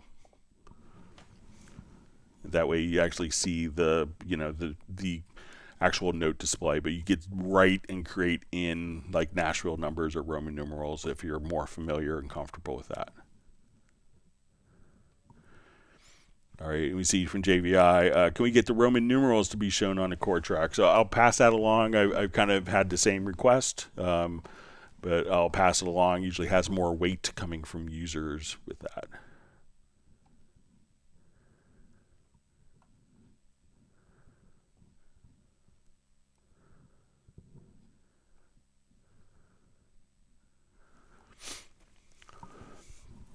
All right, so we see, hi Greg, is there a way to create a preset/macro that selects all frozen events, or any way to unfreeze all frozen events without selecting them all by hand? Okay, so let's say I want, just go back to different project here. So let's say we're going to have a couple of tracks that are frozen.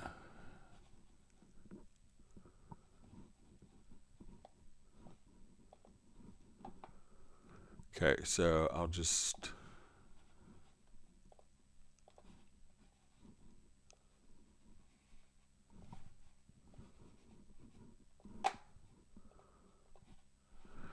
okay, so let's say I have these two tracks. And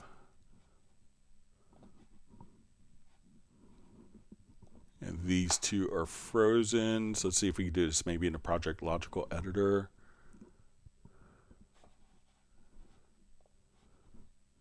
Okay, so now we go to move these. They're kind of locked because they are frozen.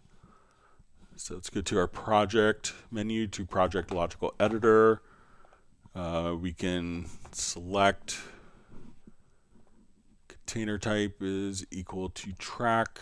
And let's see if our properties, if we could set the properties to event is frozen.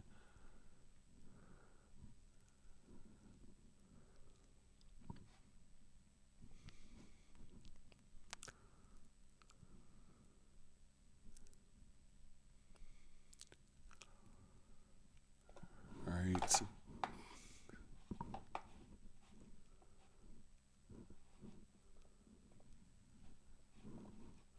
it doesn't look like that's one of the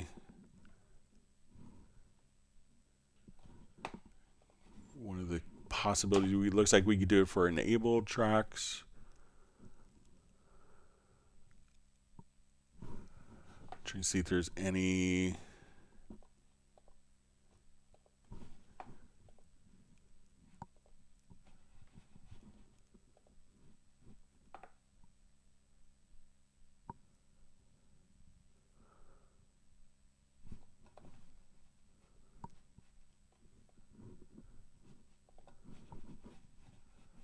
All right, let me just see if it's one of the conditions. So it doesn't look like there's a way of automatically selecting it from the Project Logical Editor. So it looks like you might have to, there's no naming difference with the tracks.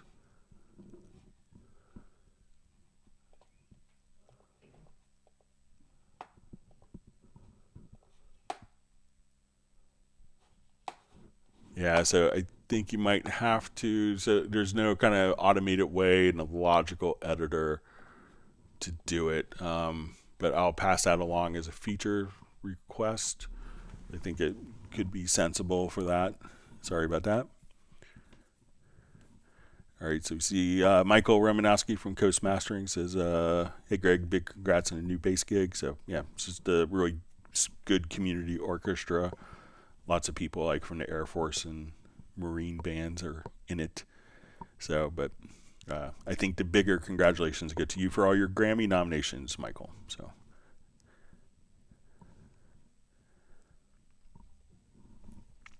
All right, Jack Bourne asks, any benefit to using the channel strip versus stock compressor EQ as inserts while tracking?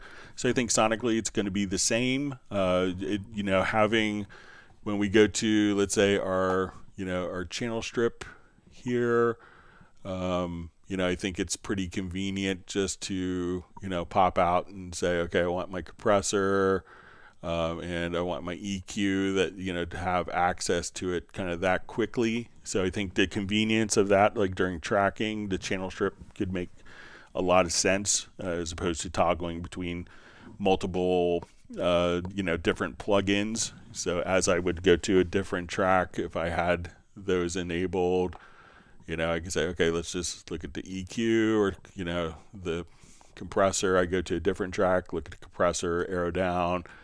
I think that's a pretty fast, easy way to have access to your functionality without opening and closing a lot of windows.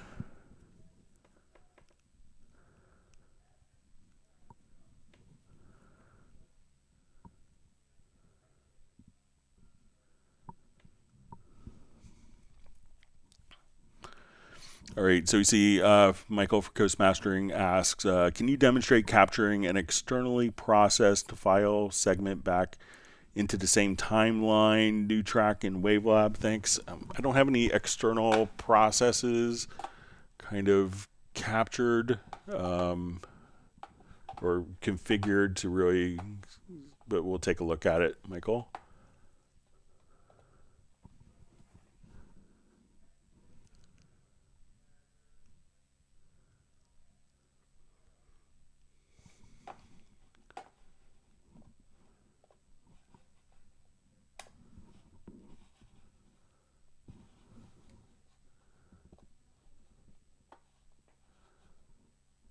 Okay, so let's come over here. Let's say we want add a stereo track.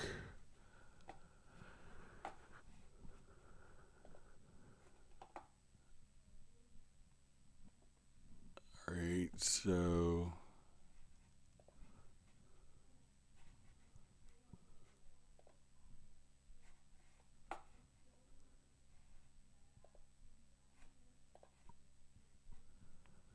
yes, I don't really have an external processor to anything kind of configured for the external processor, but I could maybe work on a video of it. I could take a look at it and maybe send you a video tomorrow, Michael, on that, or I could connect something into my studio PC and capture the video there. So let me know if that would be okay. I could email you with that.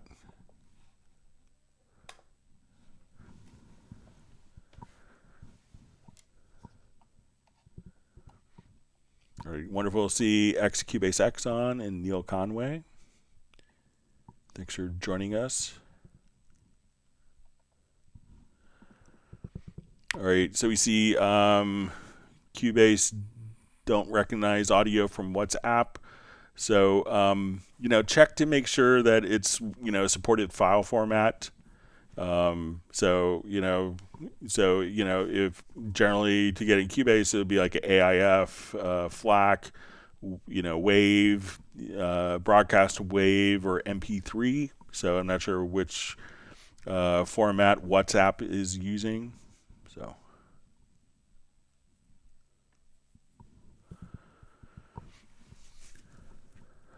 All right, so we see from Manuela77, can you explain how to use a new feature in Cubase 13, the multi-window handling? So I think this is probably going to be more with dealing with like the MIDI editors. So a lot of times when we are working with, large screens, or like a big orchestral thing with lots of MIDI tracks.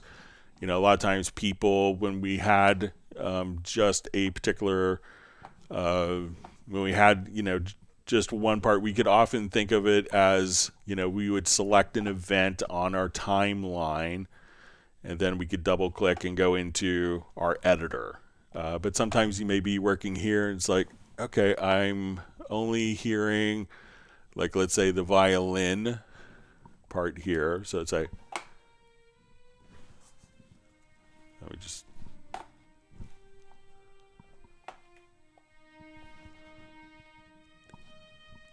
but let's say, oh, I really need to hear the flute and edit the flute as well.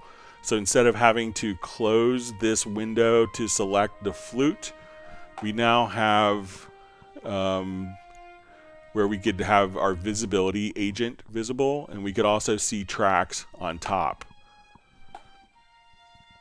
So now I could say, okay, we're going to see our different events. I want to have my violin, and now I want to see violin, viola. I'll just kind of start from the beginning here.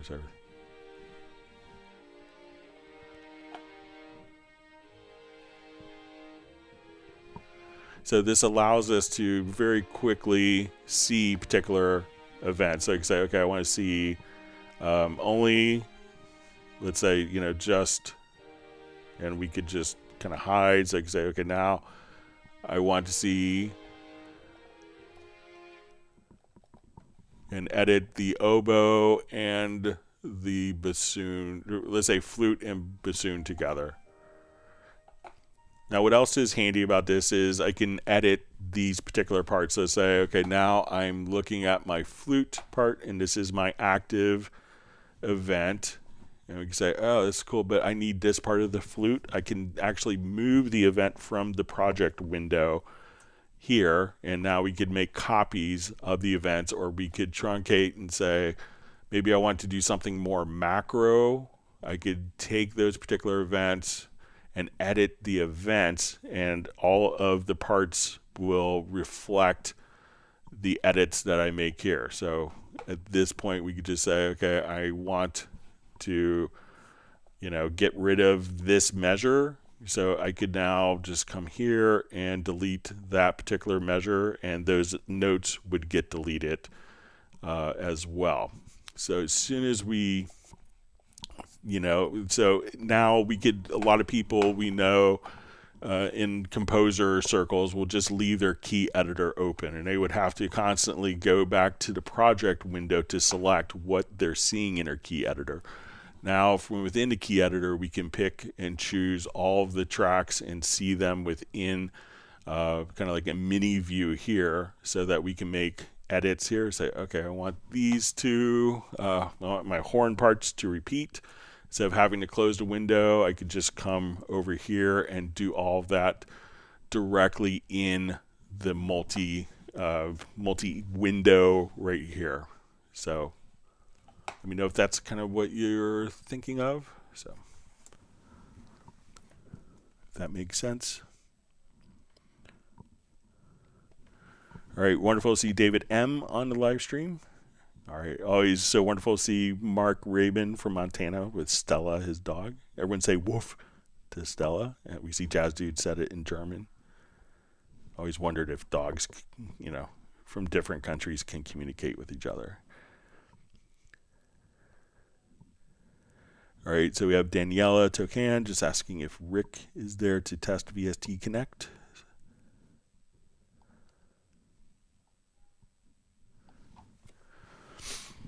All right, so we have a question from Edmund Lord. Hi, how to create a second copy of the audio track separate from the original one to make changes on it like Very Audio? Thanks. What I do a lot of times is, let me just...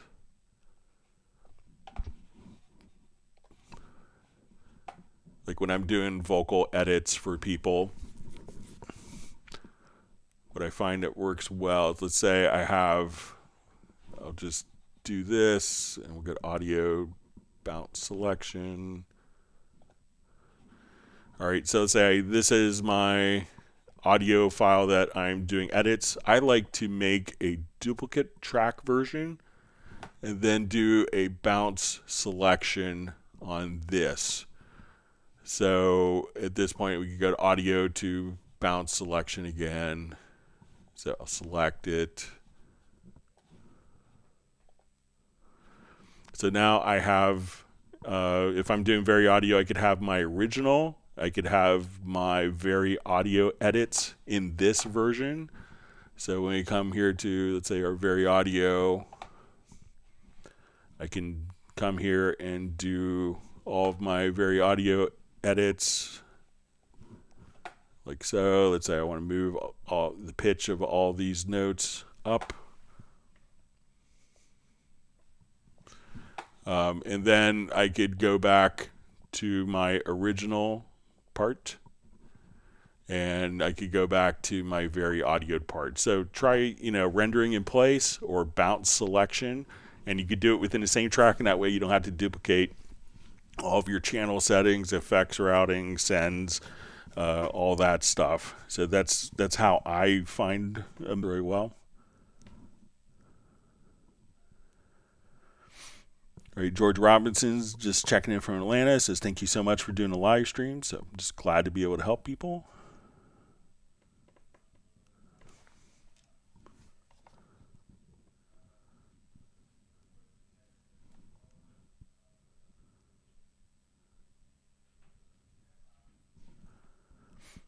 All right, so we see from Lauren, how can the attack of strings be controlled based on velocity using the MIDI input transformer in Iconica Sketch? So let's go ahead and just open up. I think I have just a project that might work nicely for this.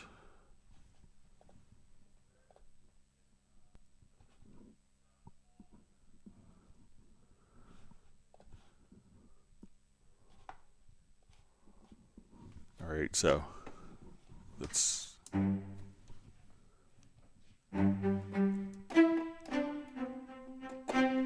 So a lot of times it could, with the full Iconica, there are like all sorts of different round robin options, so sometimes when we're doing with velocity, I think with the Iconica Sketch, it's going to kind of, relate to the velocity. So we start off with a low velocity, then increase the velocity.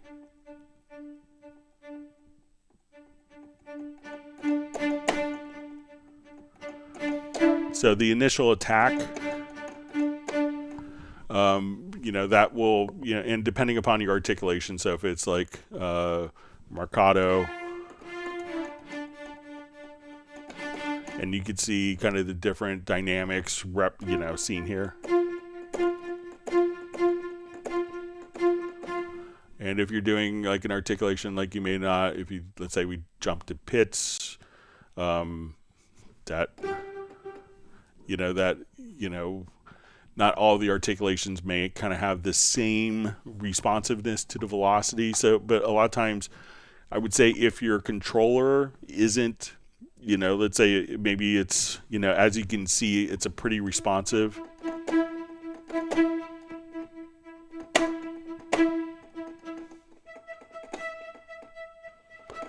To the velocity control for the attack, that I don't think that you would have to use the input transformer unless it was kind of a problem with your controller. So I think if your controller is kind of transmitting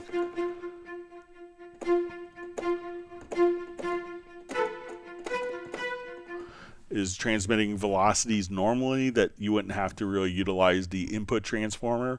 But if you had the input transformer, let's say, if you had, if you go to, let's say, some of the velocity control, if you, felt that it transmitted too much velocity to match the instrument, we could say, I want to, we'll take our MIDI notes and we want to take the action target, and we could say velocity. And we could say, I just want to subtract a value of 20 so that once this is activated, it's going to actually, subtract 20 velocity values for everything that I do in real time. But I think in general, you don't really have to do much with Iconica Sketch if your controller is kind of functioning. And if your controller is a little quirky, like, it's like, has fixed a velocity or something like that, you could randomize. But, so I don't think that there's a whole lot to do with the Iconica Sketch with that. But let me know if I'm misunderstanding, Lauren.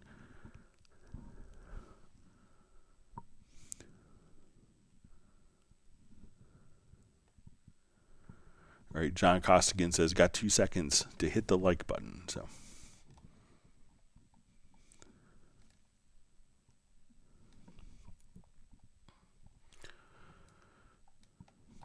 All right, so we see, is it possible to release a question? Is it possible to release a paid version of Media Bay Pro that utilizes artificial intelligence to search for similar sounds? So I haven't heard of any discussions. I'm sure that there's like different artificial intelligence discussions going on. We do some of it with utilizing, especially with spectral layers, for doing a lot of its algorithms and processing. But I guess it is possible. I'm not sure, how, if we are there technologically yet to, and how much analysis would have to be done for files, and if people, would want, to, subject all of their files to being similar, to being assimilated that way. Some people would want like sounds that they create to be very unique. So, but I'll pass it along as a feature request. All right, we see David M is just happy to be happy that Gareth is in the chat. All right, so we see the Hot Mess Christmas double A-side special is out. All right.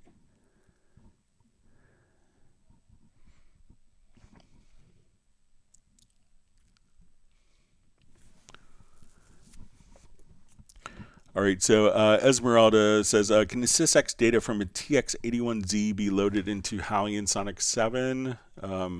So I think it could be loaded into FM Lab. I know the DX7, I think the TX81Z works as well. I'm not 100% sure. But if we go to, let's say, it's, within HALion Sonic or HALion, if we go to FM Lab,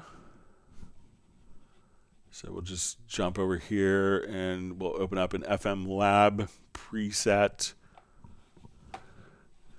And I think that once we go into import, that here you could so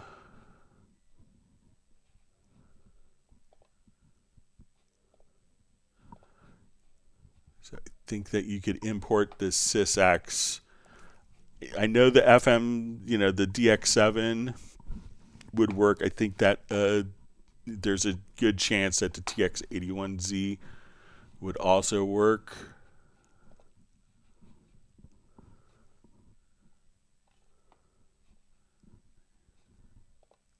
Yeah, so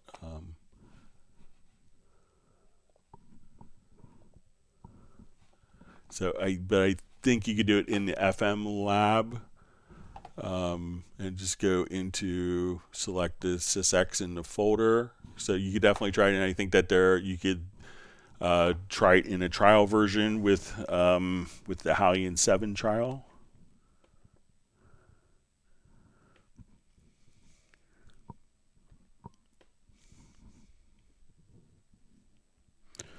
All right, and we see can I load SysX data from the SY99 and I think TG500s. I don't think it would do those, but I think TX81Z and maybe the yeah. So the SY99s and TG500 are really different engines.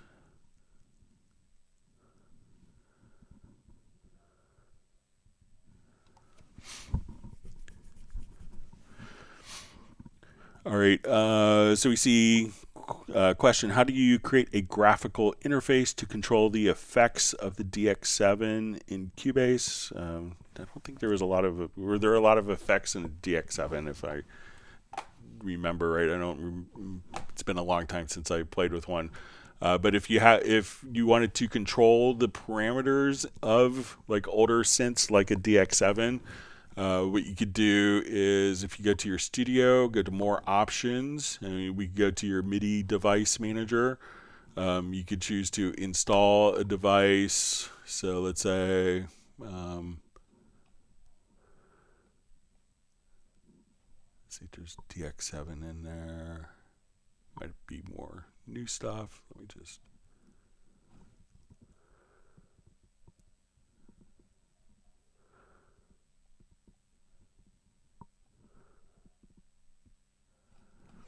all right, so we'll just say we'll define new. We'll come over here, hit OK. So we'll say, okay, this is going to be a DX7.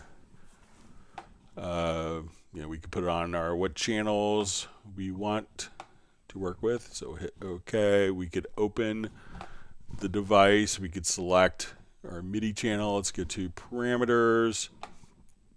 We could have the SysX kind of just pop up here. We could see patch banks, or you could do kind of your device editing. So let's add a panel. We could make it general size. You can make it inspector size or channel strip size. So let's say general size. We can choose different backgrounds. So if you want faders, we can drag faders over As soon as we drop that in, then we could adjust either via sysx or MIDI CC data, what it is. And here you could basically make an editor for any hardware instrument. So again, just go to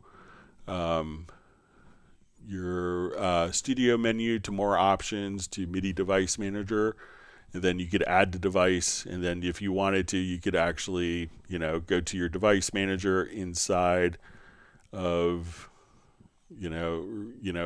your device panel, and you could load that up, your panels, right from there.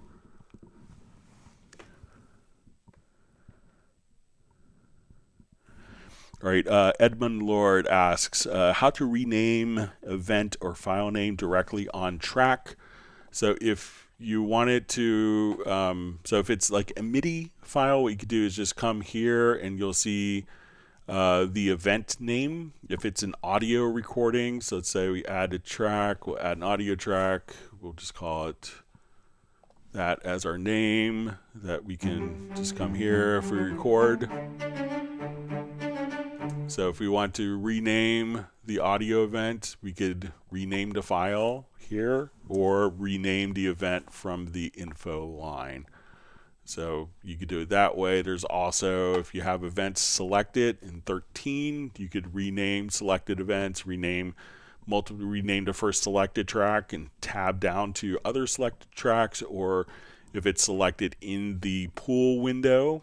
So we could rename the events here as well. So if we select this, we go to edit to rename, and we could rename the media files right there.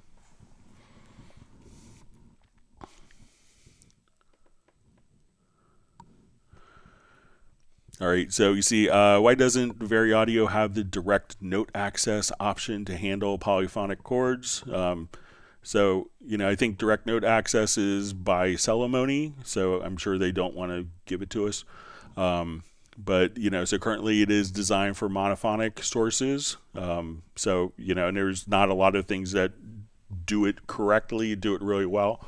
So you could have kind of, varied results, I would say.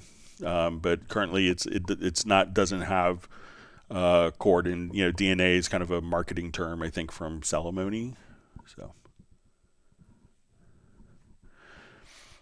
All right, so we see Jack asks, any way to see compression in the meters like other tools? Okay, so if we have we could see it. Let's come over. We just jump to a different project. So if you're using kind of like the channel strip, you could see it.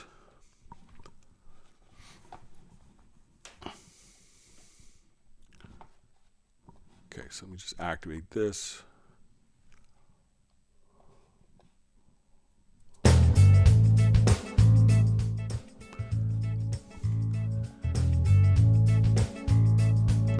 All right, so let me just take off. I'll just revert this quickly so we don't have to worry about the automation. So automation I did on it.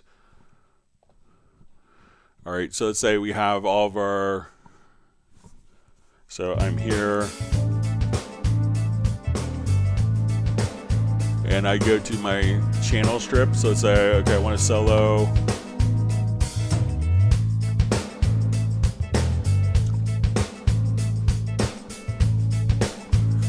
All right, so let's say I just go to my kick here. Let's go to my channel strip, to my compressor. So now that I open up my compressor,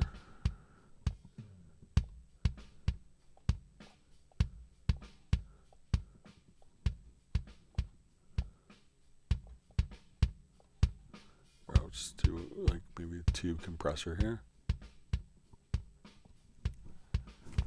You could see, it's generally you see kind of the kickback meters here with kind of the built-in. We just open up the full channel strip so we can.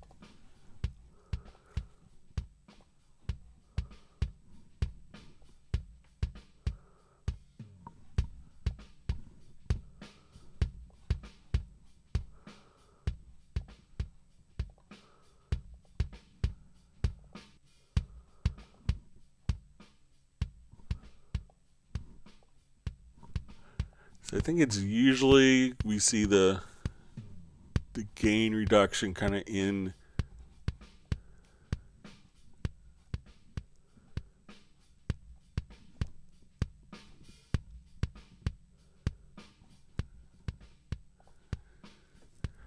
so I think it's usually the channel strip ones will indicate, and we'll see it just like in the left here. Let me just, I'm not seeing it on this, but it usually will show up there, but I could be just doing something wrong. So, but try that on your system, and I think in 12 it works, but I may be just doing something wrong.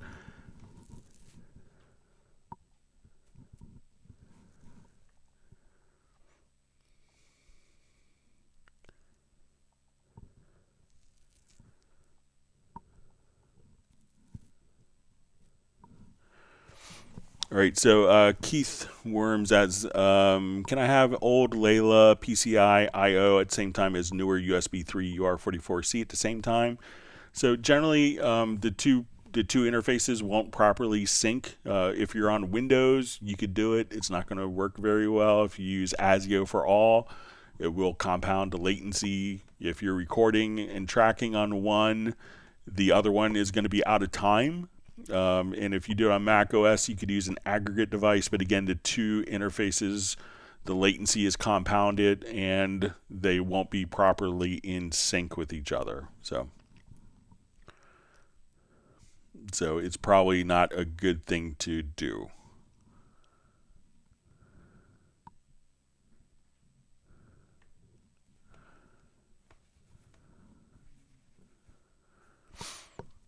All right, so we see from GS Publishing, please, how can I make a preset copy selected MIDI CC1 to CC11? Thank you. All right, so let's add MIDI track here.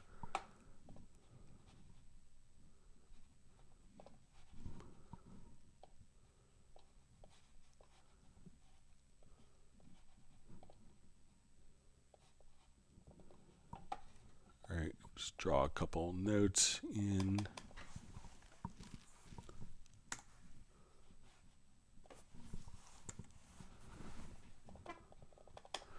All right, so let's say we have this set to, we have modulation data here. Okay, and let's open up, we'll add expression. So I want to take the, let's say this CC1 and copy it to CC11. Let's try it in the logical editor.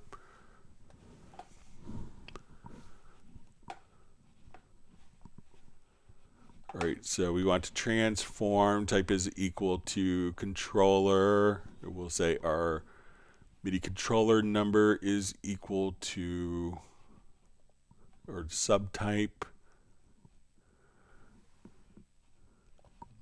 It's going to be equal to controller 1. And then we want to take the MIDI controller number and add 10. All right, I think that we could choose to, I'm not sure if you want to transform. So if we do transform, we could just move it straight down like that. So so we have this selected. I could say apply, and we could see that we'll have our MIDI CC data here. Just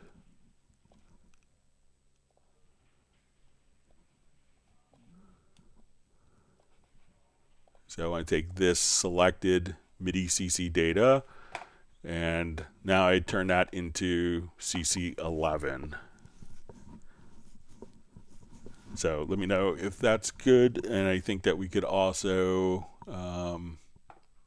copy.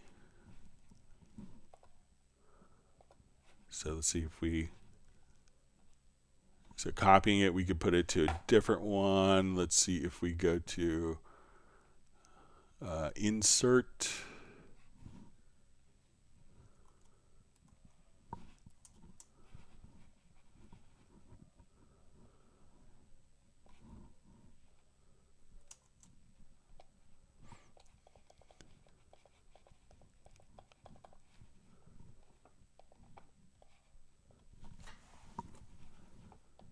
All right, so say if we're here. All right, so if I select this, we could say, I think we do insert. We could keep the existing information and keep the existing information as in CC1 and migrate it to CC11 based on the selection. Or we could choose to copy. So, try those different options. So we say transform. So transform will move it down, and if we choose insert, that will keep the existing information there and move it down and replicate it for CC11. And then you could save that as keyboard shortcuts.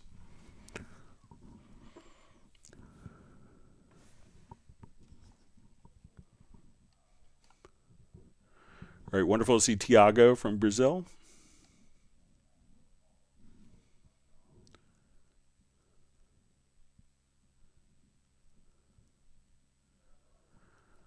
All right, so we see from Jeff Sabelski, I have Wavelab Cast 1.30. Is that the same as LE 11.2 for the upgrade to 2 for $13.99? So, Wavelab Cast is a different, Wavelab LE is going to be used as like an OEM. That means it's like included with, different audio interfaces and different hardware and isn't sold separately. And Wavelab Cast is sold separately. So generally there's more value in Wavelab Cast than Wavelab LE.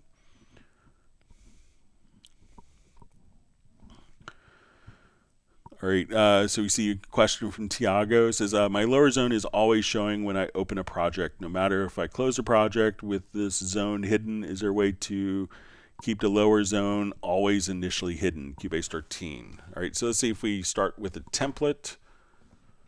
All right, so let's say I want this as my template.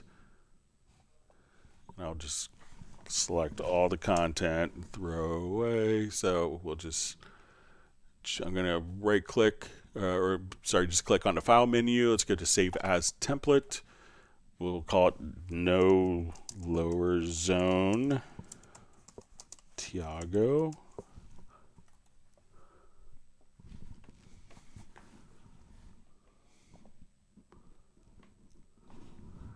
All right, so I'm going to turn my lower zone back on. Let's come over here. Let's go to new project. We'll go to no lower zone Tiago as our template. We'll see if it's activated. So we'll say no. Yep, looks like it is activated. I'll mention that to them to see if, at least that could be stored within a template. But yeah, I don't know. The template would be the way I would approach it. But it seems like that should work. I was just wondering if that was yeah. So sorry about that. I think it might just turn on. I can see where that could be annoying. All right. All right, so we see Gregory on from Budapest. He says he did the update yesterday and he can't wait to start new projects. Congratulations, and looking forward to having you on more live streams. Thanks for joining us today. All right, see Jeff Sabelski is Smasher number 85. Let's see, I'm trying to catch up here.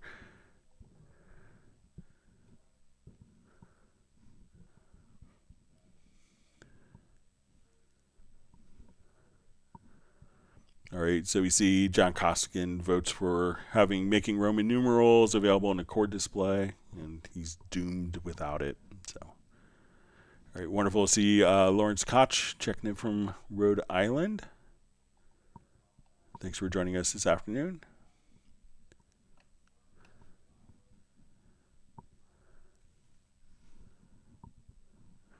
All right, so we see Sensio of a song. Says checking in from McAllen, Texas. Met you years ago at Bellevue, Washington, at the sadly gone Bellevue American Music Store.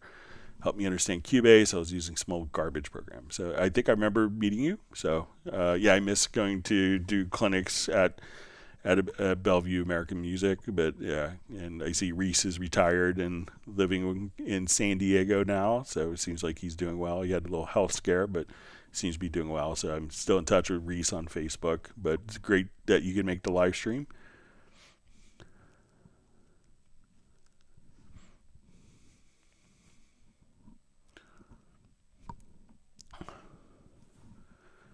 All right, so we see from Navid,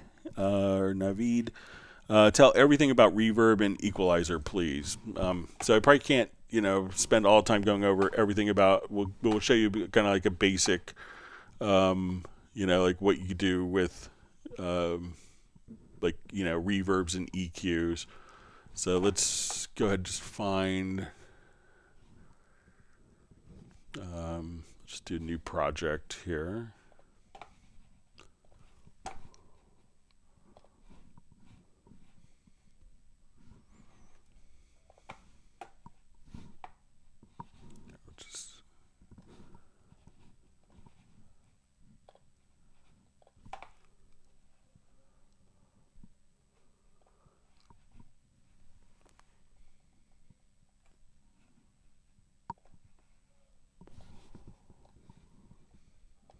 All right, so let me just.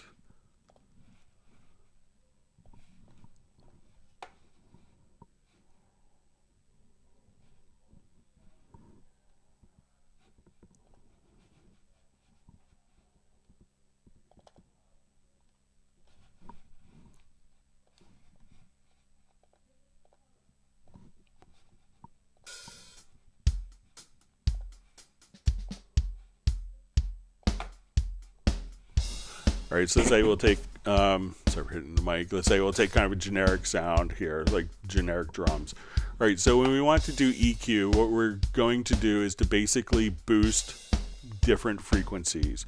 Now, there's kind of different grooves or different types of EQs. So one that a lot of people, like their first EQ, maybe something like a graphic EQ, where we have different bands or frequencies that are going to be fixed. So let's say we'll just have to follow transport.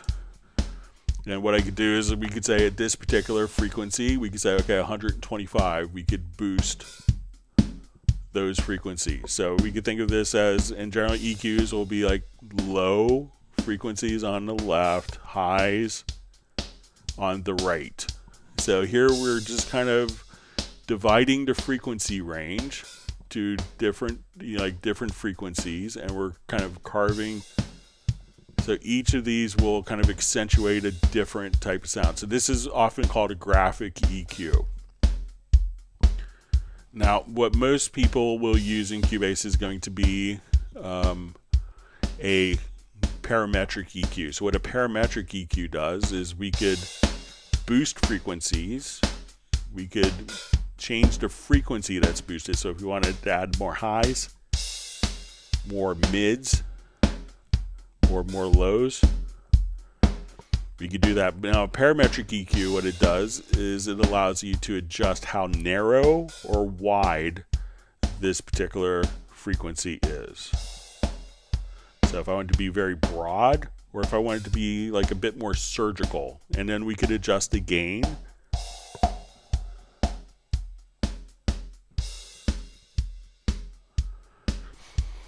To boost or cut.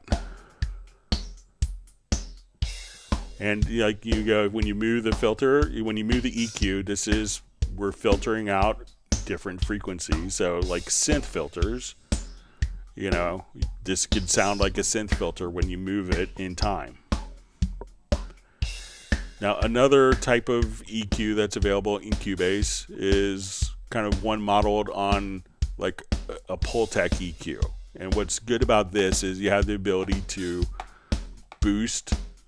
This is like a 2-band EQ, but it's kind of interesting in that we could boost the low end, and we could pick the frequency that we want to boost. So if we want to make the kick drum heavier. But there's also an attenuation. And these are, you know, even though it kind of seems like it's the same frequency, the attenuation is a different frequency, slightly different. It was probably a mistake in the original design, but we could boost one frequency. We could set a frequency and boost it around that frequency and also attenuate it at a slightly different frequency. So we could do this for the lows or for the highs. So if we wanted to come here and boost our highs or attenuate the highs, so if it's a little too harsh.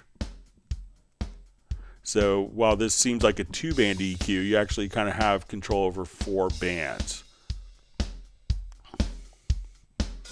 And similar situation when we go to, you know, when we go to this one, M5, this will just give us a mid-range. One of the most flexible EQs you can have is going to be the frequency EQ. So what this is going to do is allow us to have 8 bands of EQ. You know, we could also just come over here, and if we wanted to EQ, let's say we go to band 5, I could activate kind of the filter here. So if I only want to hear what I'm EQing and not other frequencies, we could do that. I could EQ the left and right channels independently. So this way I say I want this EQ. I want to cut the EQ on the right, the low on the right channel, and the left channel I want to boost. So we could EQ the left and right channels independently, or we could also do the mid side. So we can say, okay, and what the mid is, this is the middle part of the panning spectrum. So it's not going to EQ the outside left or right edges. So if I want to boost the mids here and add more treble on the outer left and right channels, we could do that.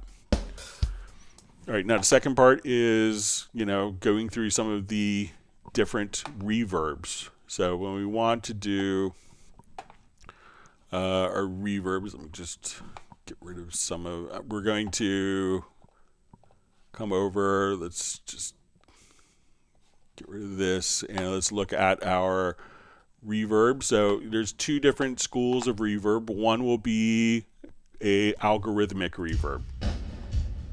So now a lot of times when you're using reverb, you want to kind of blend the levels.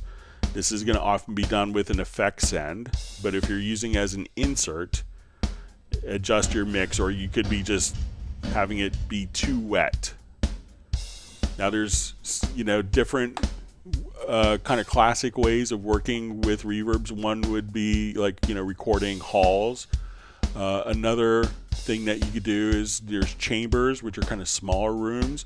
And then you could also have like plate reverbs. And often plate reverbs was when the sound went through kind of like an actual like steel plate. So we could come over here and we could make different reverbs. Now, you know, with algorithmic reverbs, you could, instead of simulating a particular room, we could come over and just say, okay, I wanted a cathedral, let's say a bright cathedral.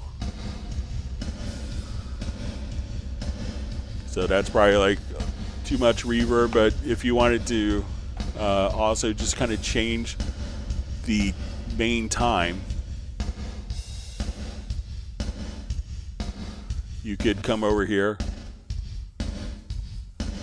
and have kind of like, and this was kind of abused in the 80s, where you have kind of like a gated reverb, and you could just say, okay, I want to take, you know, just the reverb time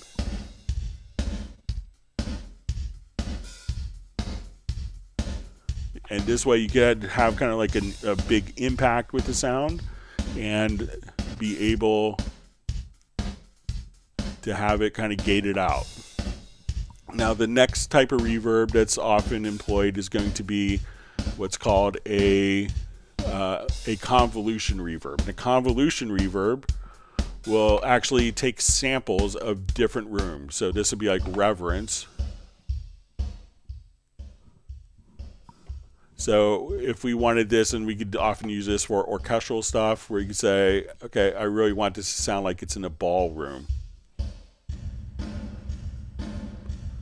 And again, we could come over here, let's adjust the mix amount.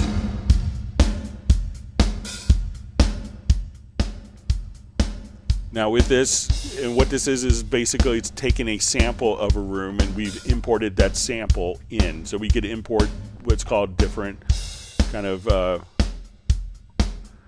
different impulses or IRs if I wanted to reverse the reverb.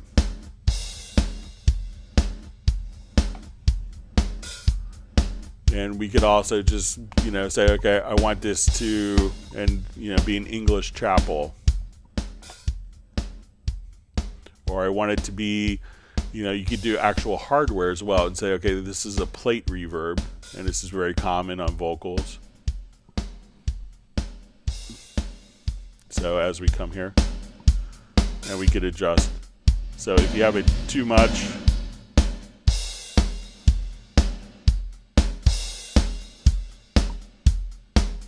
and again, if you want to get creative, reverse the reverb.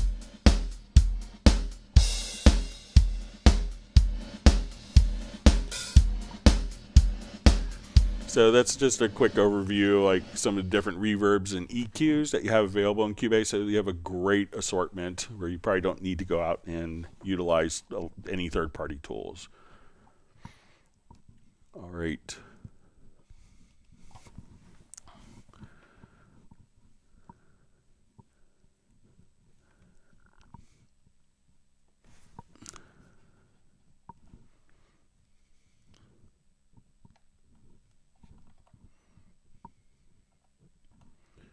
All right, reading through comments.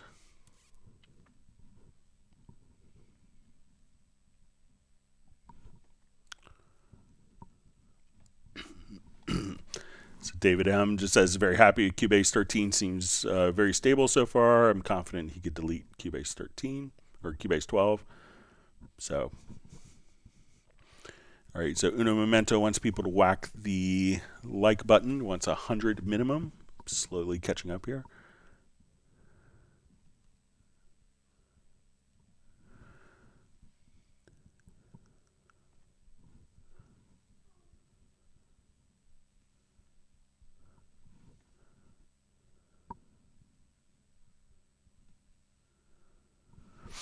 All right, so we see from Alex Morgan, says, hi Greg, since upgrading to Cubase 13, Media Bay window is not always on top. Where's the setting to change this? Thanks. All right, so let's open up Media Bay here.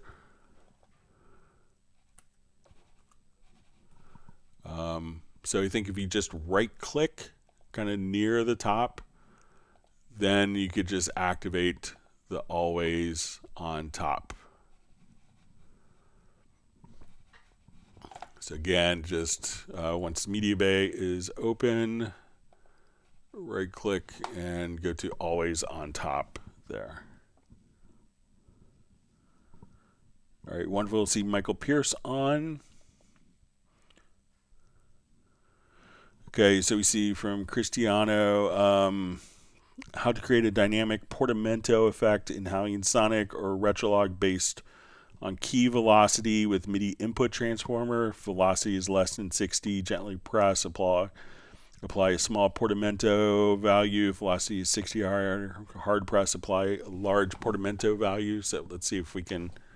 I'm not the best synthesis person. I may have to have this prepared for Tuesday, but we'll give it a shot.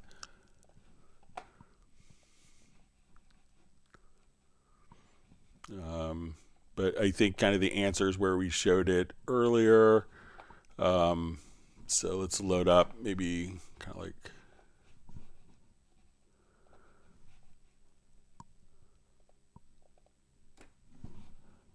quick Retrolog base. We just audition through a couple, make it.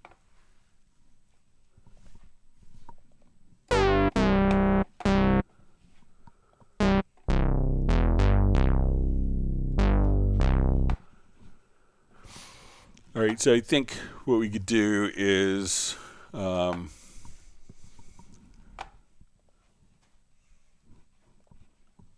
we can say maybe our source is velocity and we want the destination to go to let me just see if we would need to do it as an LFO.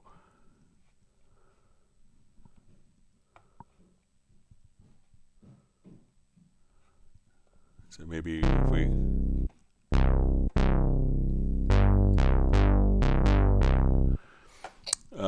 so I could play around with this a little more, but I think it's going to be in the modulation matrix here that you could set this up and just to have velocity and let me just try pitch.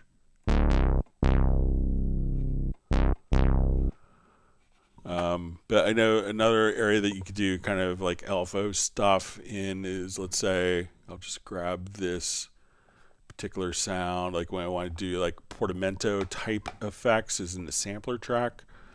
So let's say I'll just come and let's put it on C2. I'm just going to put a note in here. All right, and then I'm going to create a sampler track. And I'm just going to drag this note into the sampler track. And now I could play the sampler track. And I'm just going to put our root note is C2. Then I'll go ahead and normalize. So at this point, if we want to do like glides, we could come over here to, we'll activate the pitch and we could adjust.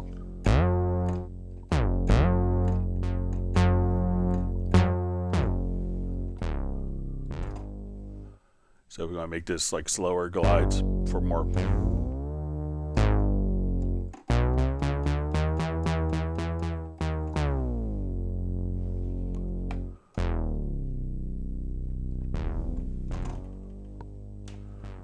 But I can see if I could get it, I could play around with the modulation matrix inside of Retrolog, I'm sure, to get it pretty quickly, or inside of HALion. So.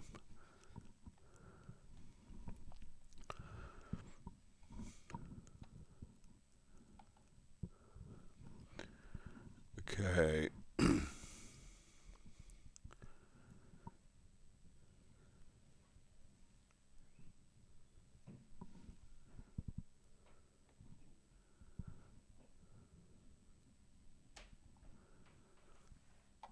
All right, so we see for Michael Pierce, Premiere has a match audio function where it can align a file with some audio that's already present. Example, someone provides a separate mic file later in the mix process.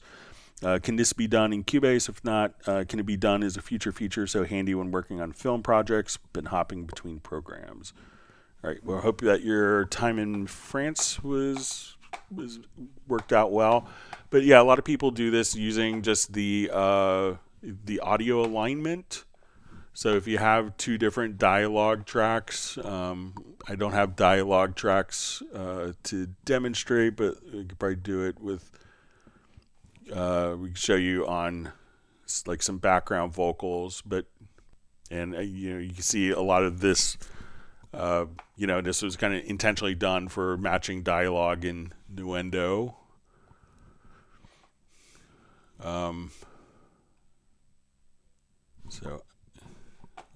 So if we wanted to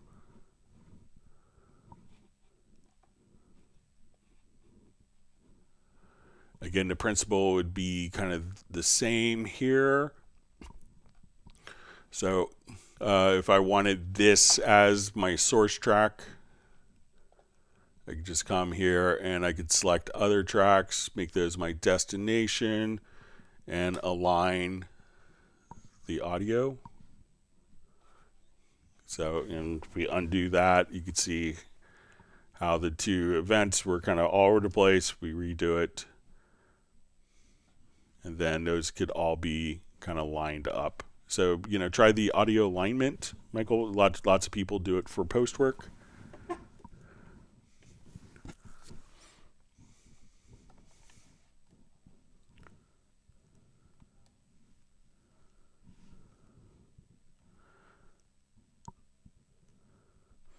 All right, so Uno Memento asks, question, how much headroom do you have to leave for mastering, basically? So maybe if Michael Romanowski is still on, since he's a highly regarded mastering engineer, but I would probably say minus 12 to minus 6 dB if you're working with a mastering engineer. You know, give them a call. One great analogy I heard is, you know, sometimes you can't unburn the steak once it's been burnt. You know, so, you know, if you know that you're taking it to a mastering engineer, you know, just give them a call and ask what levels. But I don't think any mastering engineer would mind if they got a file at minus 12 or minus 6 dB.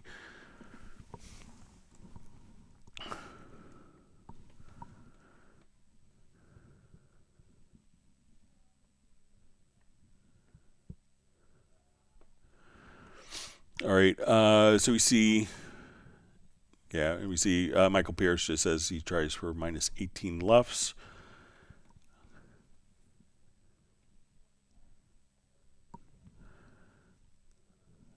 All right, so we see Manuela77 asks, in the Groove Agent pattern editor, can you assign a transient-based quantization groove? All right, let's take a look.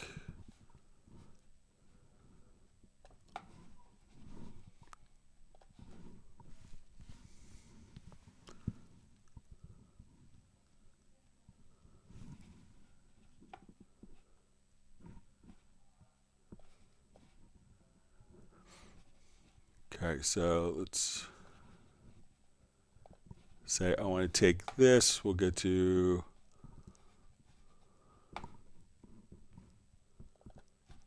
let's say hit points, and I want to create a groove. So I think that this groove that we create here can be accessed directly within Cubase. So let's say we just took this particular groove and this is where it shows up in Cubase, but I don't know if that's going to show up inside of, if that's available to use inside of the quantizing inside of Groove Agent. I don't think so, but we'll just take a look. I think the internal pattern editor would be more for, sorry for hitting my mic, let me just,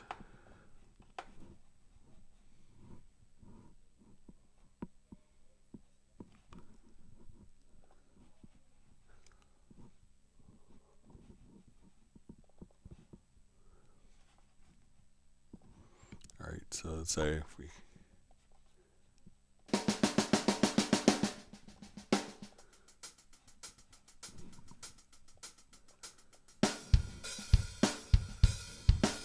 all right, so let's get to pattern editor.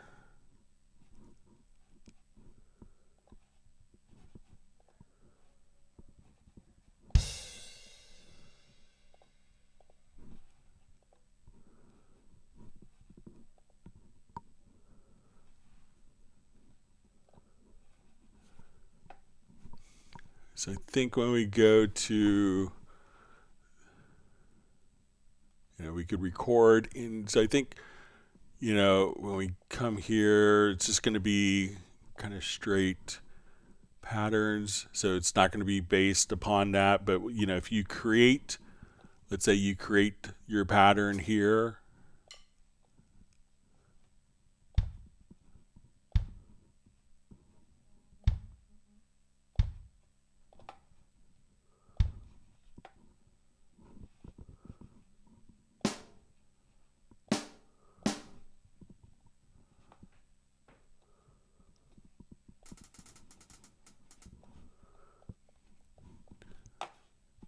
And I think that once you drag this pattern in, that at that point you could apply kind of the transient based pattern.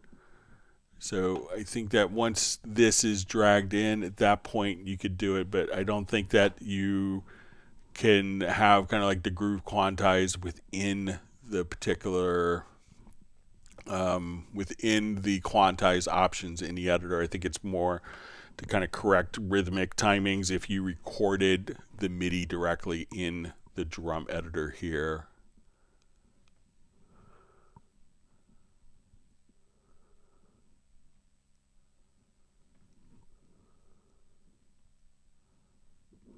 Just seeing if there's, yeah, so I think it's going to be kind of just regular straight quantization internally within Groove Agent.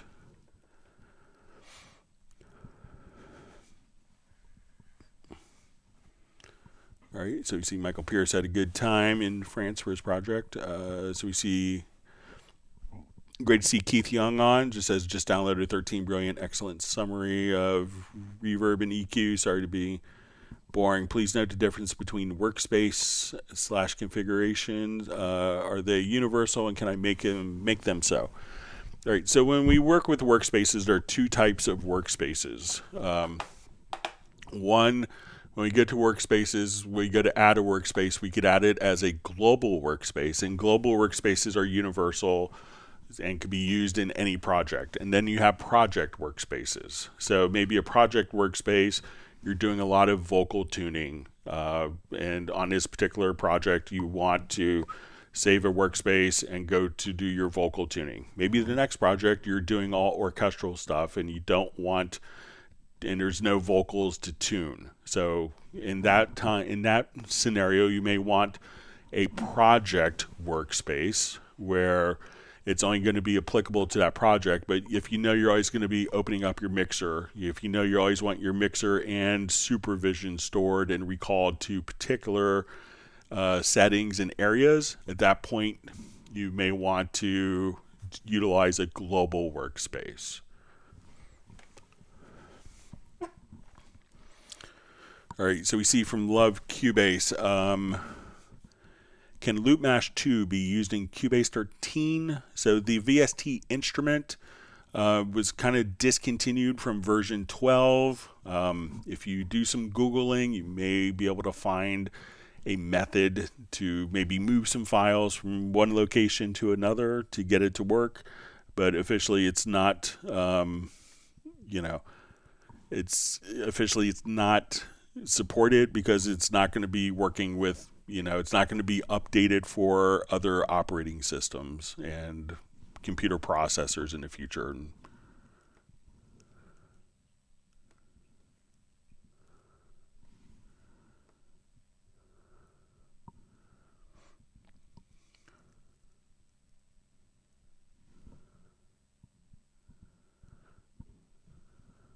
All right, so we see that Uno Momento just says minus 6 dB was on his mind for delivery.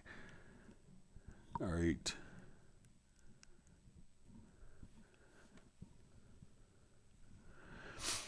All right, so Esmeralda asks, how can presets from the Yamaha VL70M be recalled in Cubase without touching the module? So you probably have to make a MIDI patch script for it. Let's see if there is one in there. Probably not. It wasn't the most popular device, but sorry, I'll get to the right area. So we'll go to your studio, to more options, to MIDI device manager, and we'll come over here. We'll click on install device.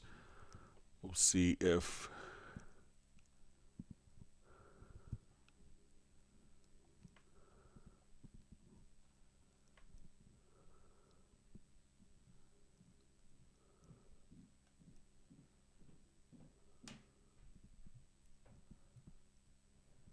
so there is a VL70M. So once you do this, so we'll just come over here, we'll hit OK. We want to tell it what MIDI port it's connected to. So say, okay, it's connected to this MIDI port. Then when we go to add a device, we'll say, okay, let's add a MIDI track. we want this to go to, let's see. Okay, so we'll add our MIDI track. And then on the output routing, we'll come over.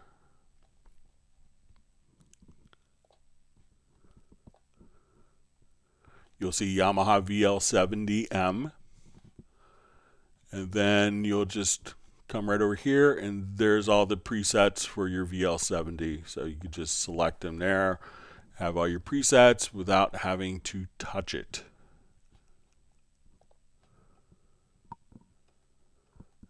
So you can just do it just like that. So go to your MIDI device manager, studio menu, more options, MIDI device manager, click install device, scroll down to the Yamaha world here, choose the VL70M, tell what MIDI port it is connected to in your system, and then add a MIDI track, and you could just see kind of the patch scripts right here for the two banks.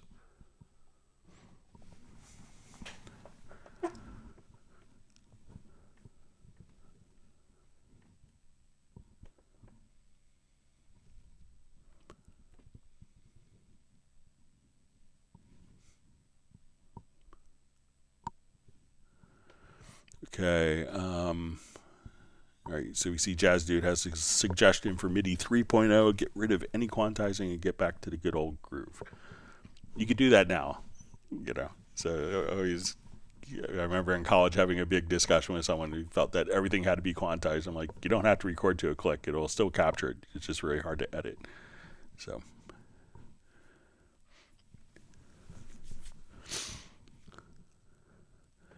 All right, so Studio 7 asks, how can one remove the reverb from a sample in Spectralayers Pro 10?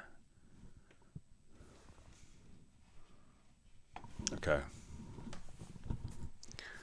All right, so let's just see if we have our reverb example here still.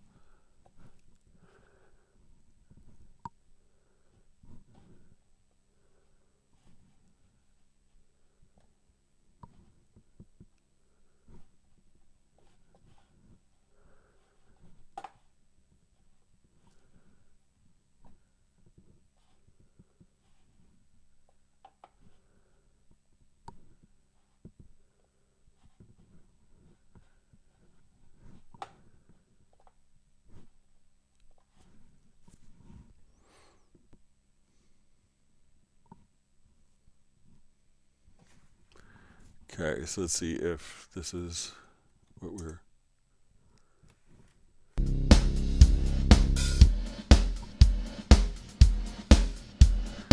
Okay, so let me just...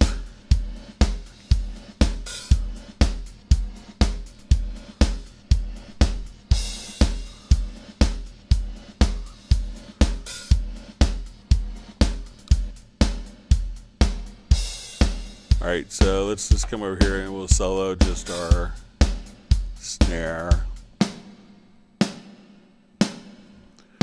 So let's see, I'll go ahead and render this as a file. I'll just make a quick pattern. I guess I could drag it over.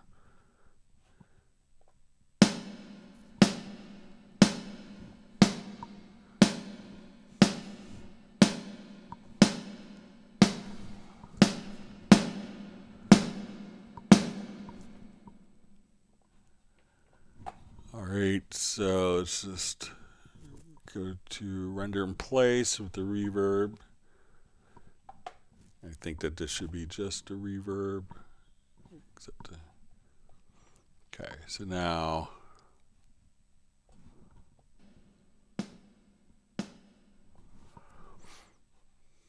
okay, so let's take this file and let's do some, I haven't done the de-reverbing in a while, but let's go to spectral layers.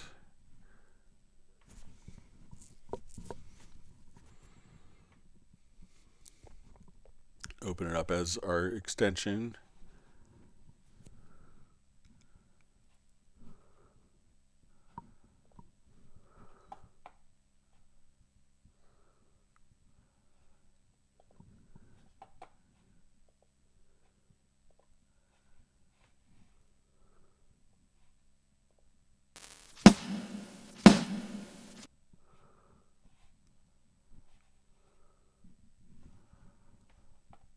All right, so let's just see what.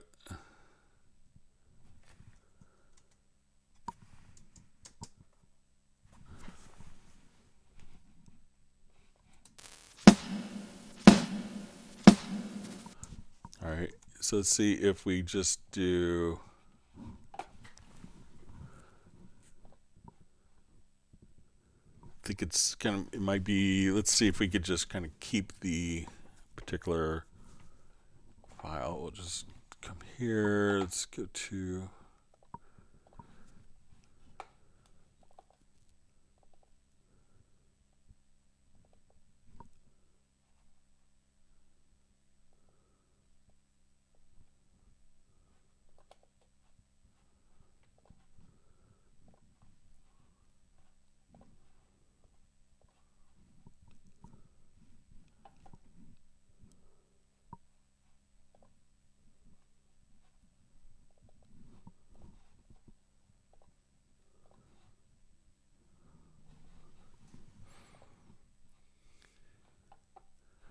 all right, so let's see if we can just kind of use, like just kind of select maybe just the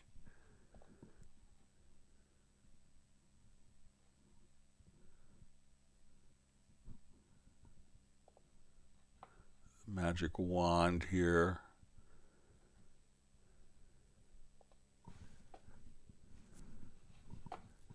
Then I think we might be able to kind of select similar.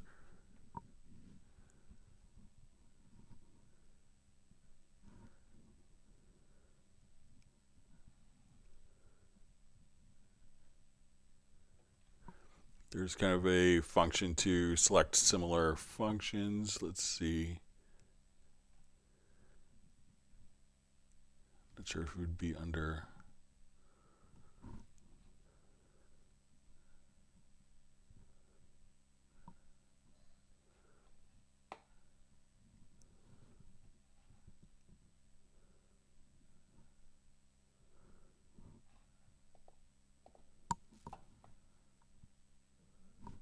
There's like a select similar. Let's see what happens when we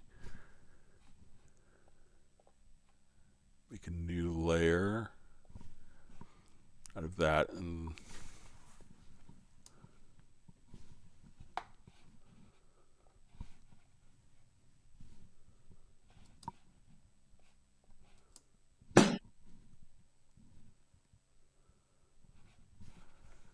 so if we wanted to just kind of take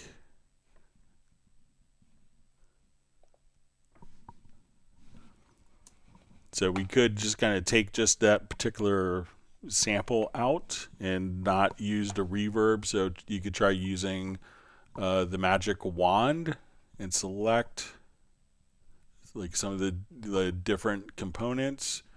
And then there is a way, it's just escaping me, of to select kind of different or similar sounds within the file. Not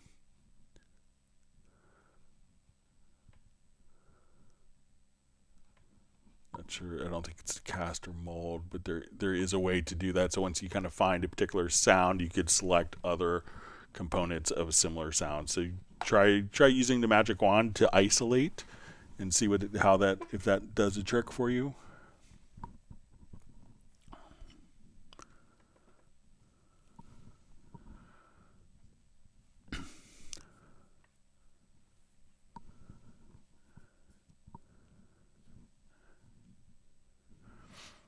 See, Jazz Dude says, I don't understand why everybody asks for old analog lo-fi imperfection sound when they want grid quantization. That's not coherent thinking. So I think it's the grass is always greener on the other side. So, You know, for years in analog recording, we wanted to sound digital. Now that people have digital, we want it to sound analog. So basically, no one's ever happy.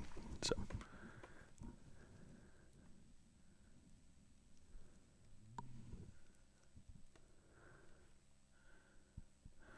All right, so we see from David M. Says, my tools in Spectral are 10 freeze or jerk about, so I can't edit.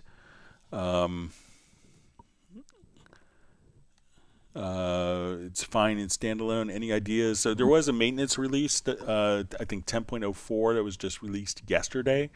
So make sure you have the latest version of that, David.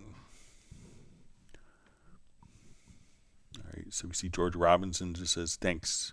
Thank you very much. Ran out of digits.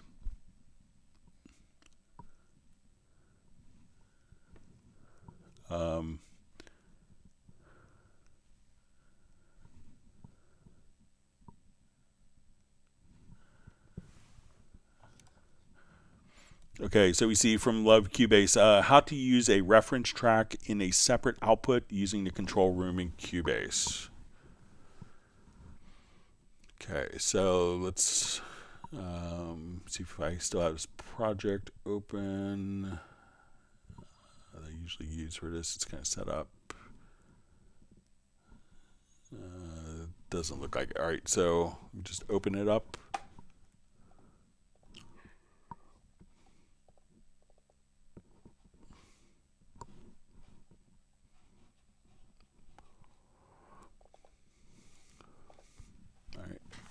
One of my favorite projects from my friend Clay Ostwald. Incredibly talented guy. My favorite humans. All right. So let's say we have our track going on here. And let's say we have a reference track. So in this example, we have kind of like a 2-track mix. And what I want to do is I'm going to EQ this nastily just for contrast. So when we want, we'll just pop out over here. Let's do just a nasty EQ on that. So let's say this is our reference track. So what we want to do is make sure that we go to our control room. And when we're in our control room, we'll go to our studio menu to audio connections and make sure we have control room. And we want to actually set our control room. We need to set up a Q mix. So I'm going to add a Q. So we'll just come right over here. We'll right click and let's add a Q. So we'll call this reference. All right, and we'll make it a stereo Q. Okay, so on this track that we want to use as a reference, we could go directly over here. We'll say, okay, let's go to our routing, and we're going to choose no bus. And we will jump over to our Q sends, and let's send this to our reference track at 0 dB. So now this track isn't going to be going through our master fader. This track is going through the Q mix. So as we go to play, when I go to my Q mix 2, did this right? Let me just.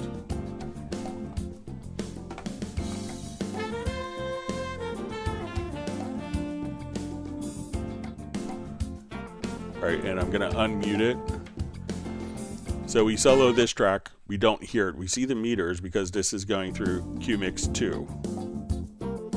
So now why we do this is because if I go to solo another track, we're not going to hear anything because these tracks aren't routed to this headphone mix. So now I want to listen to my mix.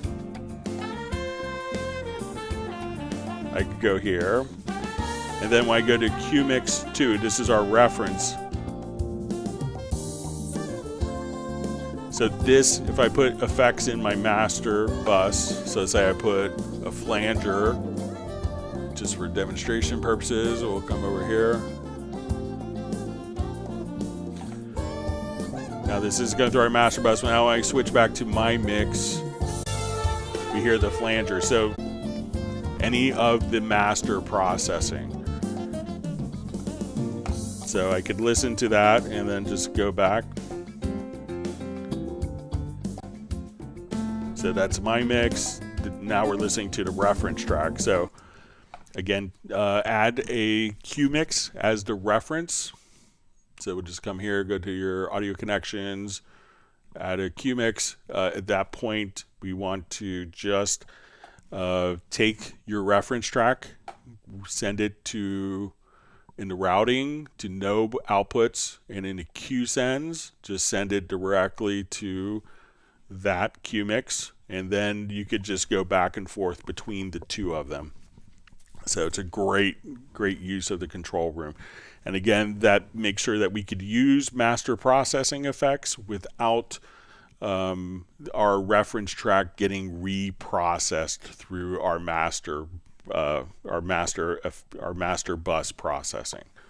So just do that, and you can see how, like with the new design in Cubase 13 with the channel inspector, that this is much easier to do than previous versions.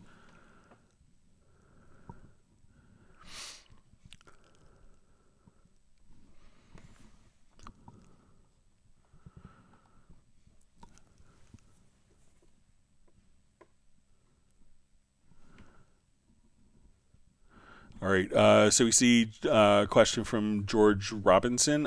If I have two events on the timeline with space in between, is there a double click to highlight that space to then delete and join the two events, or do I just have to shuffle drag one to the other? All right, so let's take a look. All right, so let's say I have this event here and here. So if you grab kind of the range selection tool between, you could just come over here. I think it's Control or Command plus Shift plus X, and that will get rid of the range. So if we just kind of, and you could have that kind of, and you notice that this will kind of snap to the events. So just Control, Command plus Shift plus the letter X, and you could delete the range just like that.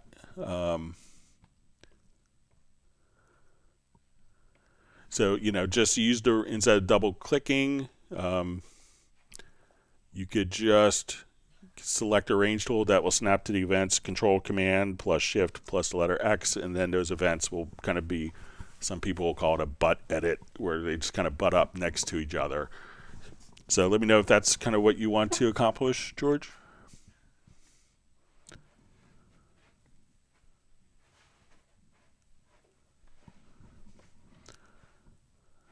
All right.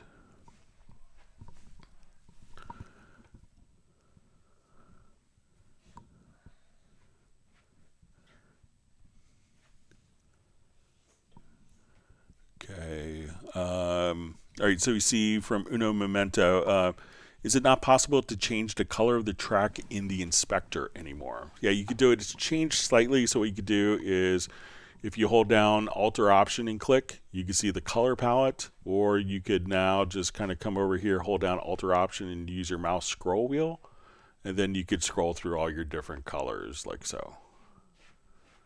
So again, just hold down Alt or Option, and you could scroll, you could open up the window if you click on there and scroll through your different color choices, or you could just, so you could click with the Alt or Option key, your color menu pops up, or if you just hold it down and scroll without opening up the color palette, you can scroll through your different colors like that.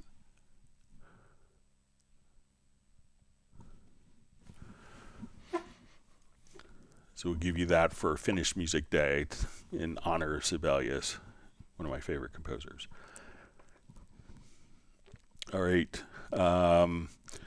So we see Manuela77. In HALion, there's a function to create an instrument without degrading the sound of the high notes. Does a similar function exist in the sampler track? Okay, so when we go to our sampler track, let's say I'll just drag an event in.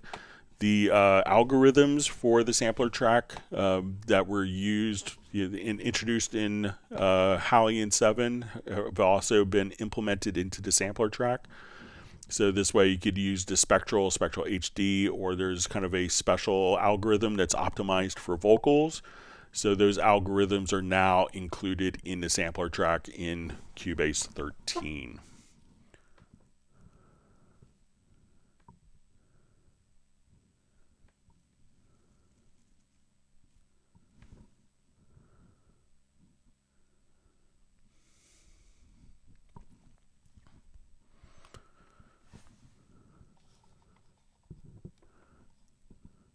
All right, so we see from Frank, to mix a recording, I aligned the tempo and the grid just to visualize what's in each measure, etc.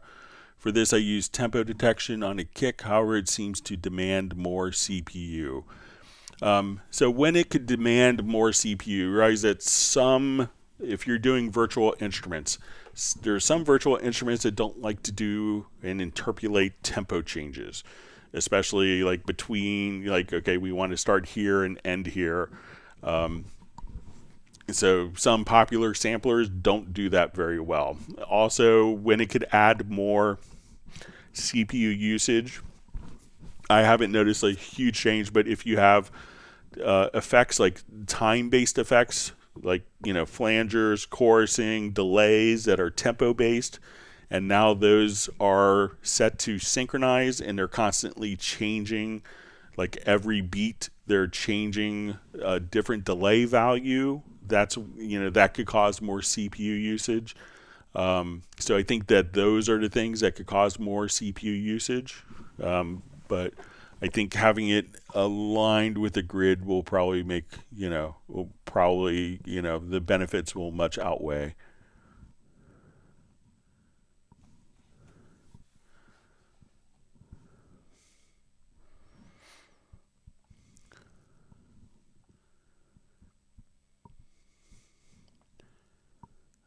All right.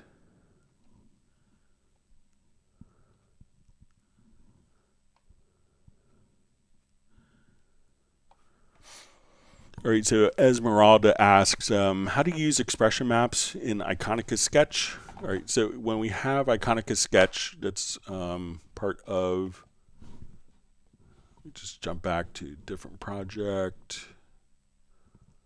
Okay, so even we'll just come here. So let's say we'll have Iconica Sketch here playing. And one of the great things with Iconica Sketch is it's going to be based on the HALion engine. So it's going to be playing back in HALion. So if we...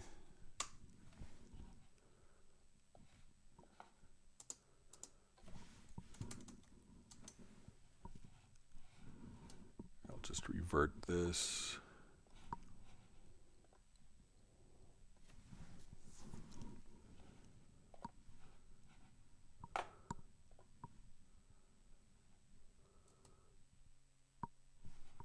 All right, probably have my control room still set. Yeah, that's it. Sorry. All right, so in this instrument, we could pick whether we want it to be playing, pizzicato, staccato, marcato, let's say sustain, legato, or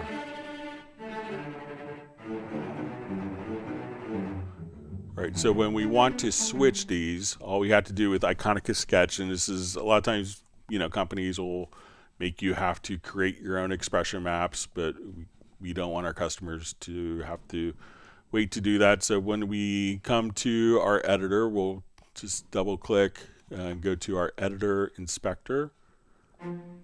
That once we do this, we could go to our expression map tab, and then we could say import key switches.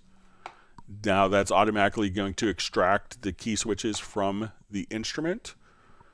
So if we go to within our key editor here and we choose, let's look at our articulations and dynamics, and we'll blow this up so you can see it a little easier. So now if I want to put in pizzicato for this race,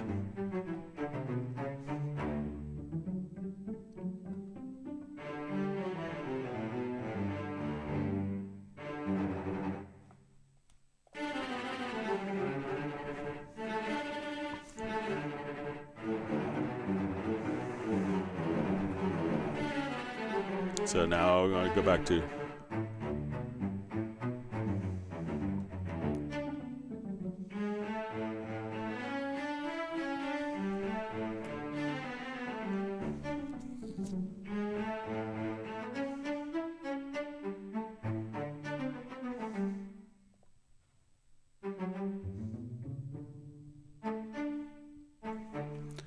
And then that's how you could kind of switch to get, instead of having multiple tracks where each track has its own expression, you could just switch the expressions kind of on the fly here, or just record it right in.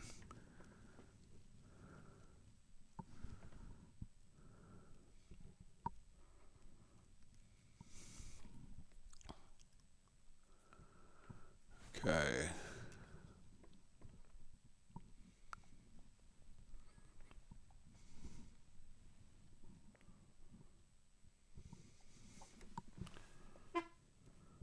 Okay, reading through comments.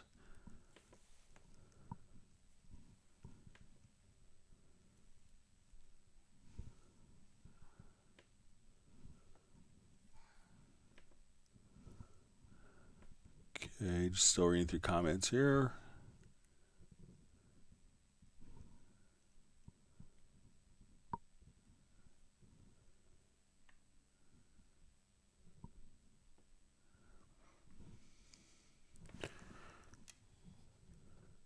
All right, so we see from Cristiano Productions, creating a shift button on your MIDI keyboard using MIDI remote control in Cubase. So I'm not sure if, I know like some stuff, I don't know a way to kind of, select a particular keyboard shortcut. I know if you have like a Stream Deck, that, those are really good at, firing off like modifiers like Alt or Option plus Shift, but I'll just take another look just to see if there's anything.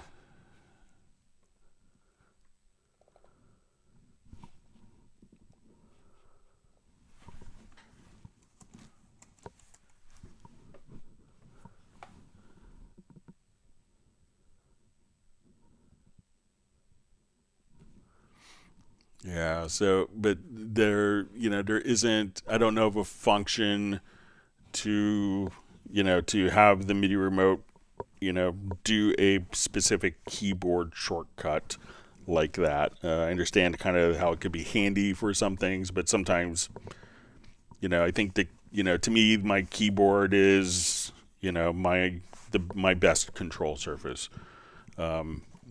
So, that and using the mouse scroll wheel, but I'll pass it along as a feature suggestion, see if you hold down like Alt or Option. But sometimes some of the MIDI remote stuff could be very kind of serial in nature. So, holding something down where you kind of hold it down and do something after, they may not work together. They may work kind of in sequence.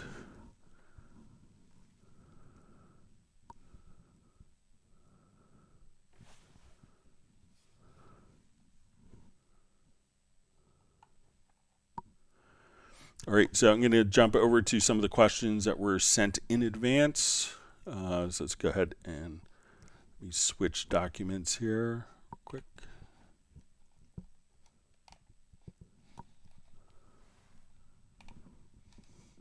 Thanks for all the great questions. All right.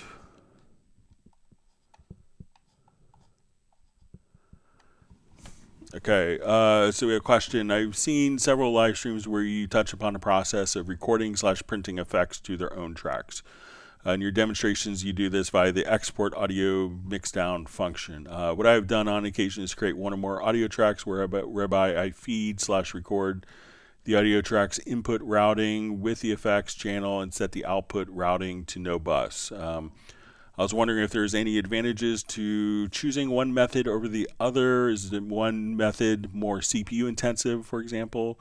This could be a really useful feature, especially when preparing the mix to send out to someone who may not possess the same effects and or same DAW platform. Thank you for your time and expertise. So I think it's really two approaches to get you to the same spot. So I don't think one is more CPU efficient than the other. It's just different methods of being able to print the effects. And as you mentioned, when we're utilizing the effects, we want to be able, to print the effects. So maybe someone could have an idea what we were thinking of effects-wise, and they could choose to use them, or they could choose to replace the effects with, maybe personal choices that they have within their plugin collection. But I think either method will get you to the same place, and there's no advantages or disadvantages either way. Okay.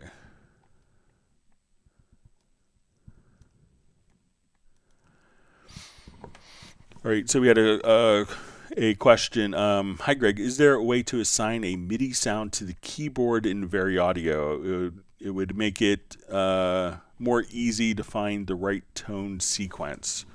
All right, so let me just jump over to Project to take a look at this.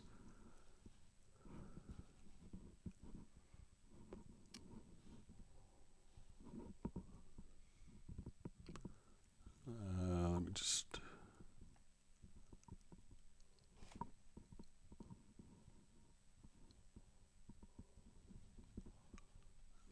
find a file I was thinking of.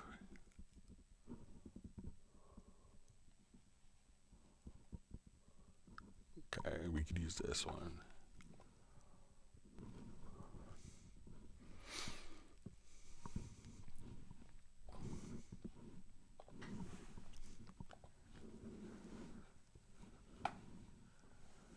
All right, so when we go to do VariAudio here, we'll just...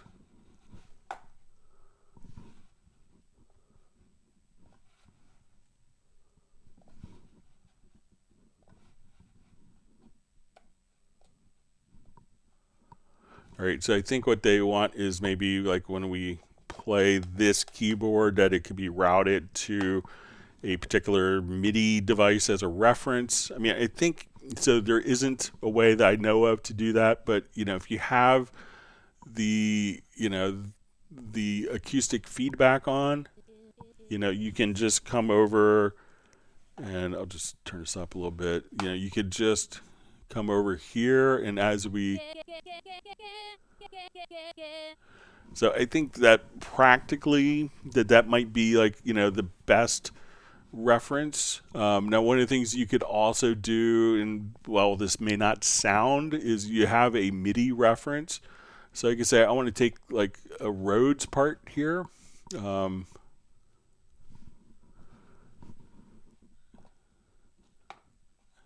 And here maybe we'll just, okay, so let's say we'll take a Rhodes part here. But, what we can do is just say, okay, I could see the MIDI part of the piano underneath. And I know that if I move it to one of the notes of where we see kind of the, the harmonies and kind of the harmonic structure indicated by like a reference MIDI track, we could do that. But, hitting the keys here won't necessarily sound that particular note, but you could see pretty easily visually and hear it when you do it, which is, I think, kind of the most important aspect. So no, there isn't a way currently to do that. I'll pass along as a feature suggestion. Maybe we could have this trigger the reference MIDI part, but I've done lots of vocal editing. I've never really felt the need to have a reference from a MIDI device personally, because I always used a reference of the vocal as I made the changes and the edits.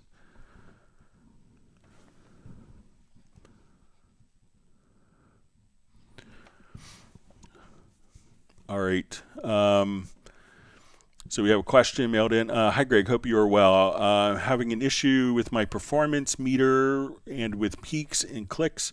I got a new maxed out MacBook Pro M2, but when I run Cubase, the performance meter will clip and peak and cause clicks and pauses in Cubase. The real-time and peak meters will spike every now and then, and I don't know why. My buffer is 384, which should be no problem with this computer. even worked fine with my last Mac and never had this issue. Do I have some meeting or maybe setting wrong, or what's going on here? Thanks for all the help. So one, I'm not sure, make sure that all of your components are set up to be working in, if you have your M2, that you have it all set for, that everything is going to be set to run in Apple Silicon. And that could be like if you're running some VST2 plugins, those may not work natively in Apple Silicon, but you're kind of choking the particular, you can be kind of choking your system if there's one component that's not running in Apple Silicon, so make sure your audio interface, make sure that your MIDI interface, make sure that your USB ports. Now also sometimes what you don't realize is, depending on how your effects are kind of, utilized throughout your project, if you have 16 effects on one vocal track, that one vocal track is going to take one processing core to execute. So it could be, so that may cause stuff to kind of hiccup. It could be a USB power issue. So if you're running a lot of different USB components, sometimes when you upgrade to a new computer, they may not have the same amount of USB power. So sometimes connecting something to a USB hub, a MIDI controller, an audio interface into a really heavily powered USB hub can make a big difference. Because realize that, all laptops are all computers are trying to be more energy efficient, and that's not necessarily what you want in your computer. Make sure that when you go to your studio setup and you go to your audio system that you have, ASIO guard turned on, that you have, multi-processing, but you should get, like really good performance on your M2, and I'm not sure if you're running Cubase 12 or Cubase 11 or Cubase 13, but Cubase 12 and 13, there's been significant optimizations for the Apple Silicon. So there's, so if you could share also that information, that would be great. All right, so we see, hey Greg, thank you for presets. Can you please explain how and where I install the key commands preset file? Okay, so with key commands, what you want to do, and you could go, if you're on a Windows platform, you could go into your application data settings, and you'll see a presets folder. If you're on Mac OS, you could come over into the preferences where we were before. So we'll go to library. If you don't see library in this list, hold down the option key and you'll see library. Let's come over here to Cubase 13 and I think we'll see presets, and in here we will see like key commands. Yeah, key commands here, and then you could just drag and drop the file right in here, and then you could have all of your key commands mapped out. And then when you go to start and when you go to Cubase, we can just go to the key commands here, and this can be slightly different in 13, but then you'll see all the presets just kind of pop up right there, but just copy it into that particular folder.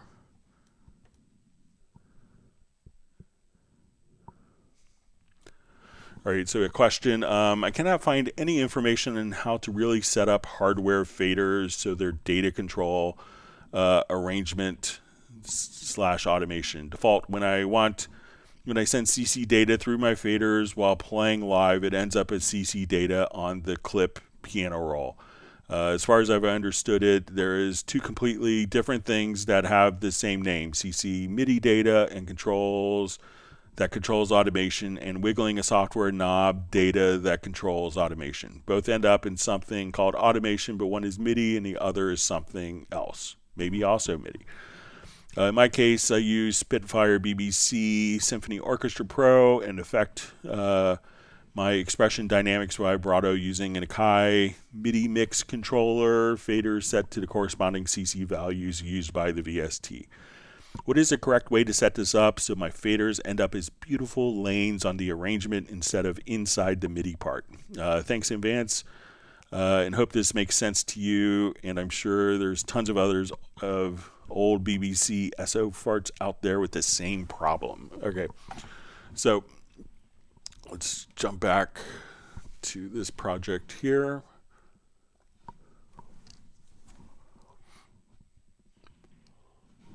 Okay, let's revert it, get rid of my silly expressions and articulations.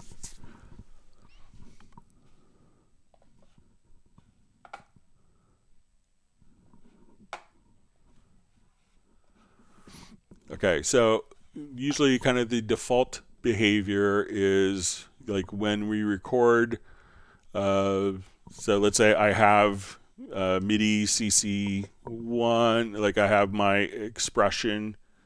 I'm going to just make sure we'll come here and I'll go to my MIDI inserts. So let's find our MIDI monitor. So I have a controller that's, let's say, outputting CC11 on the fader box. I have my choice sauce controller, and I want to use that to record. So usually the default mode is, and there's advantages to having it as MIDI data. So let's come over here to our CC automation setup. So we can say record destination on conflict, we're going to say is going to a MIDI part.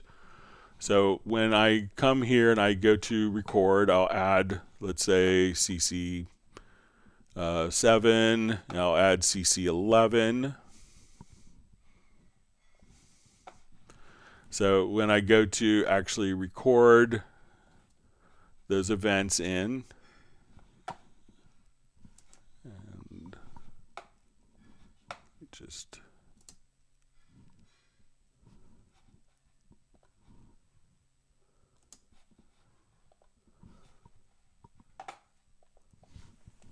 make sure I have my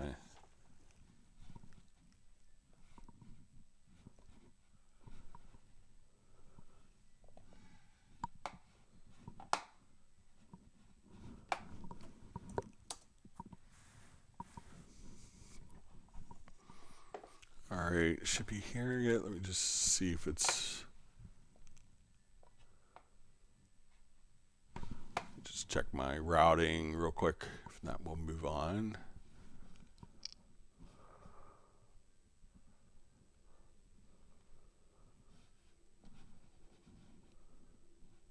Different project.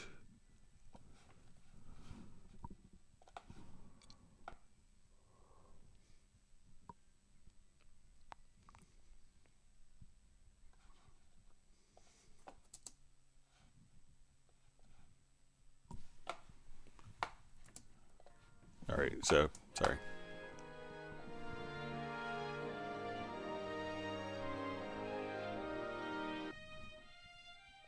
All right, so when I go to, let's say I have my MIDI CC data here. All right, so what I want to do is I'm going to, let's say we're going to record CC11 here. So we'll have expression. So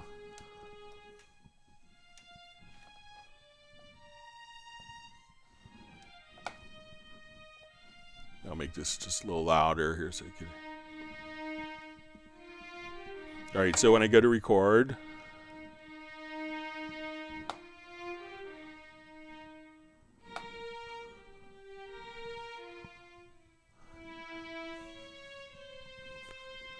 all right, we've now recorded into the MIDI event itself, okay?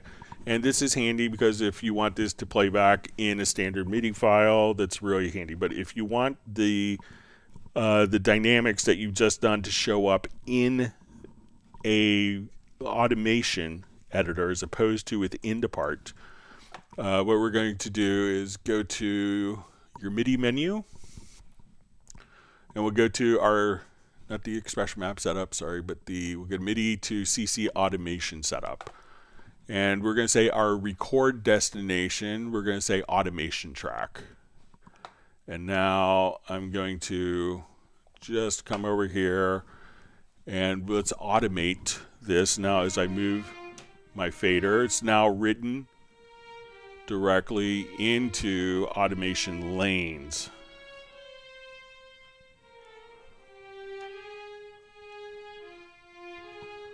And we can see that directly on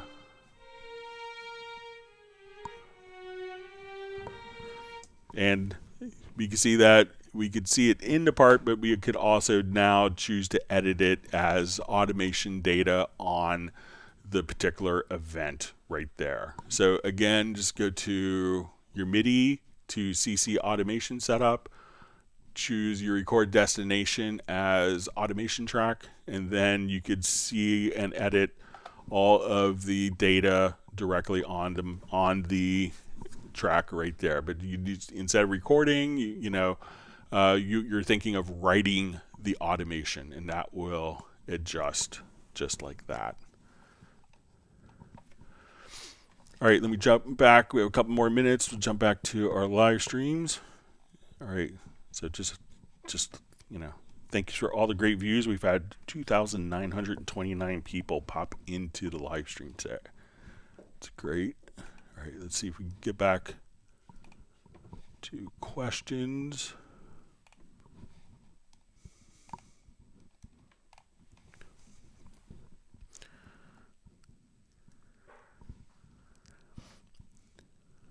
All right.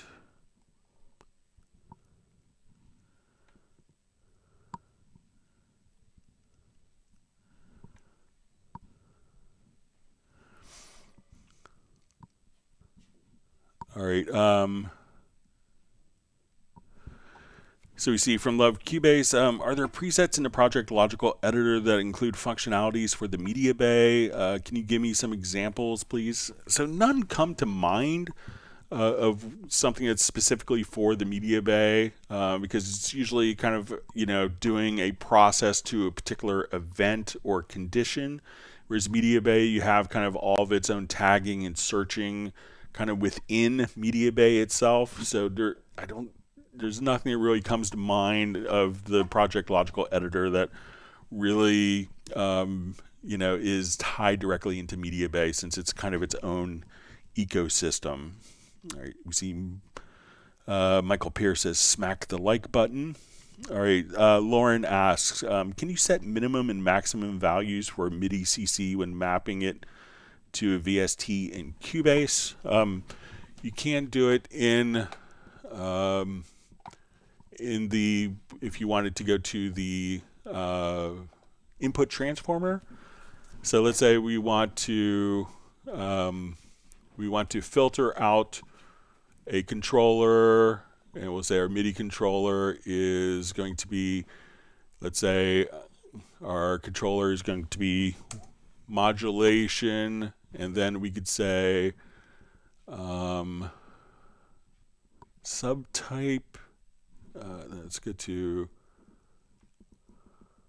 main value is inside range, let's say 40 through 100, and probably instead of inside range, we want to set it to outside range.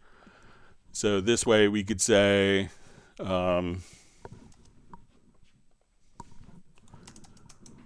filter out everything on MIDI CC1 that isn't 40 to 100 on that particular value. So you could set up conditions like that also within the MIDI remote itself. So let's say I want to take this particular slider.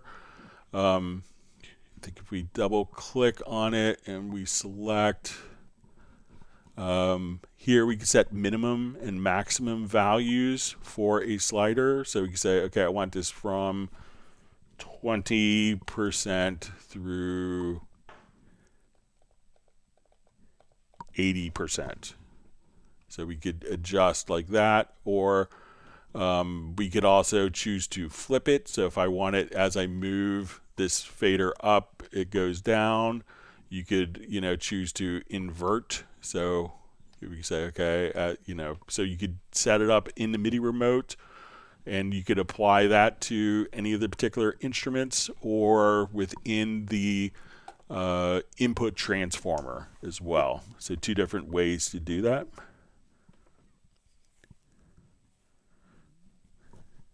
You see Michael Pierce is claiming that the C button on his keyboard doesn't work. And that's why he had a creative, we just thought it was an English spelling, an Anglican spelling of smack that us Americans weren't privy to.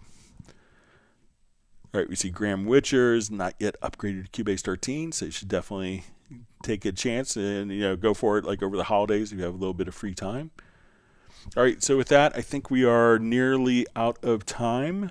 I want to thank everyone again for the wonderful questions. It's wonderful to see like almost 3,000 people pop on the live stream live.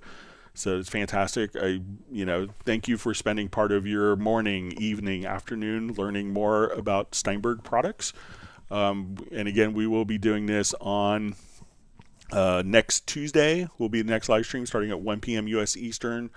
The index will probably be really late tonight or early tomorrow. I have my orchestra rehearsal tonight, and that's going to be ending around 10 o'clock, so I may get part of it done tonight. So just be aware that the index may not be up when it's normally up. So just want to give everyone a heads up with that. And we should be having our last live stream of the year on the 22nd. So we'll do kind of a Zoom holiday get together. So we look forward to seeing many of the typical people and hopefully a lot of new people. And with that, we will go ahead and shut down. Thank you so much. And we will see everyone back on Tuesday. Have a wonderful weekend. Please stay safe and healthy. Thank you.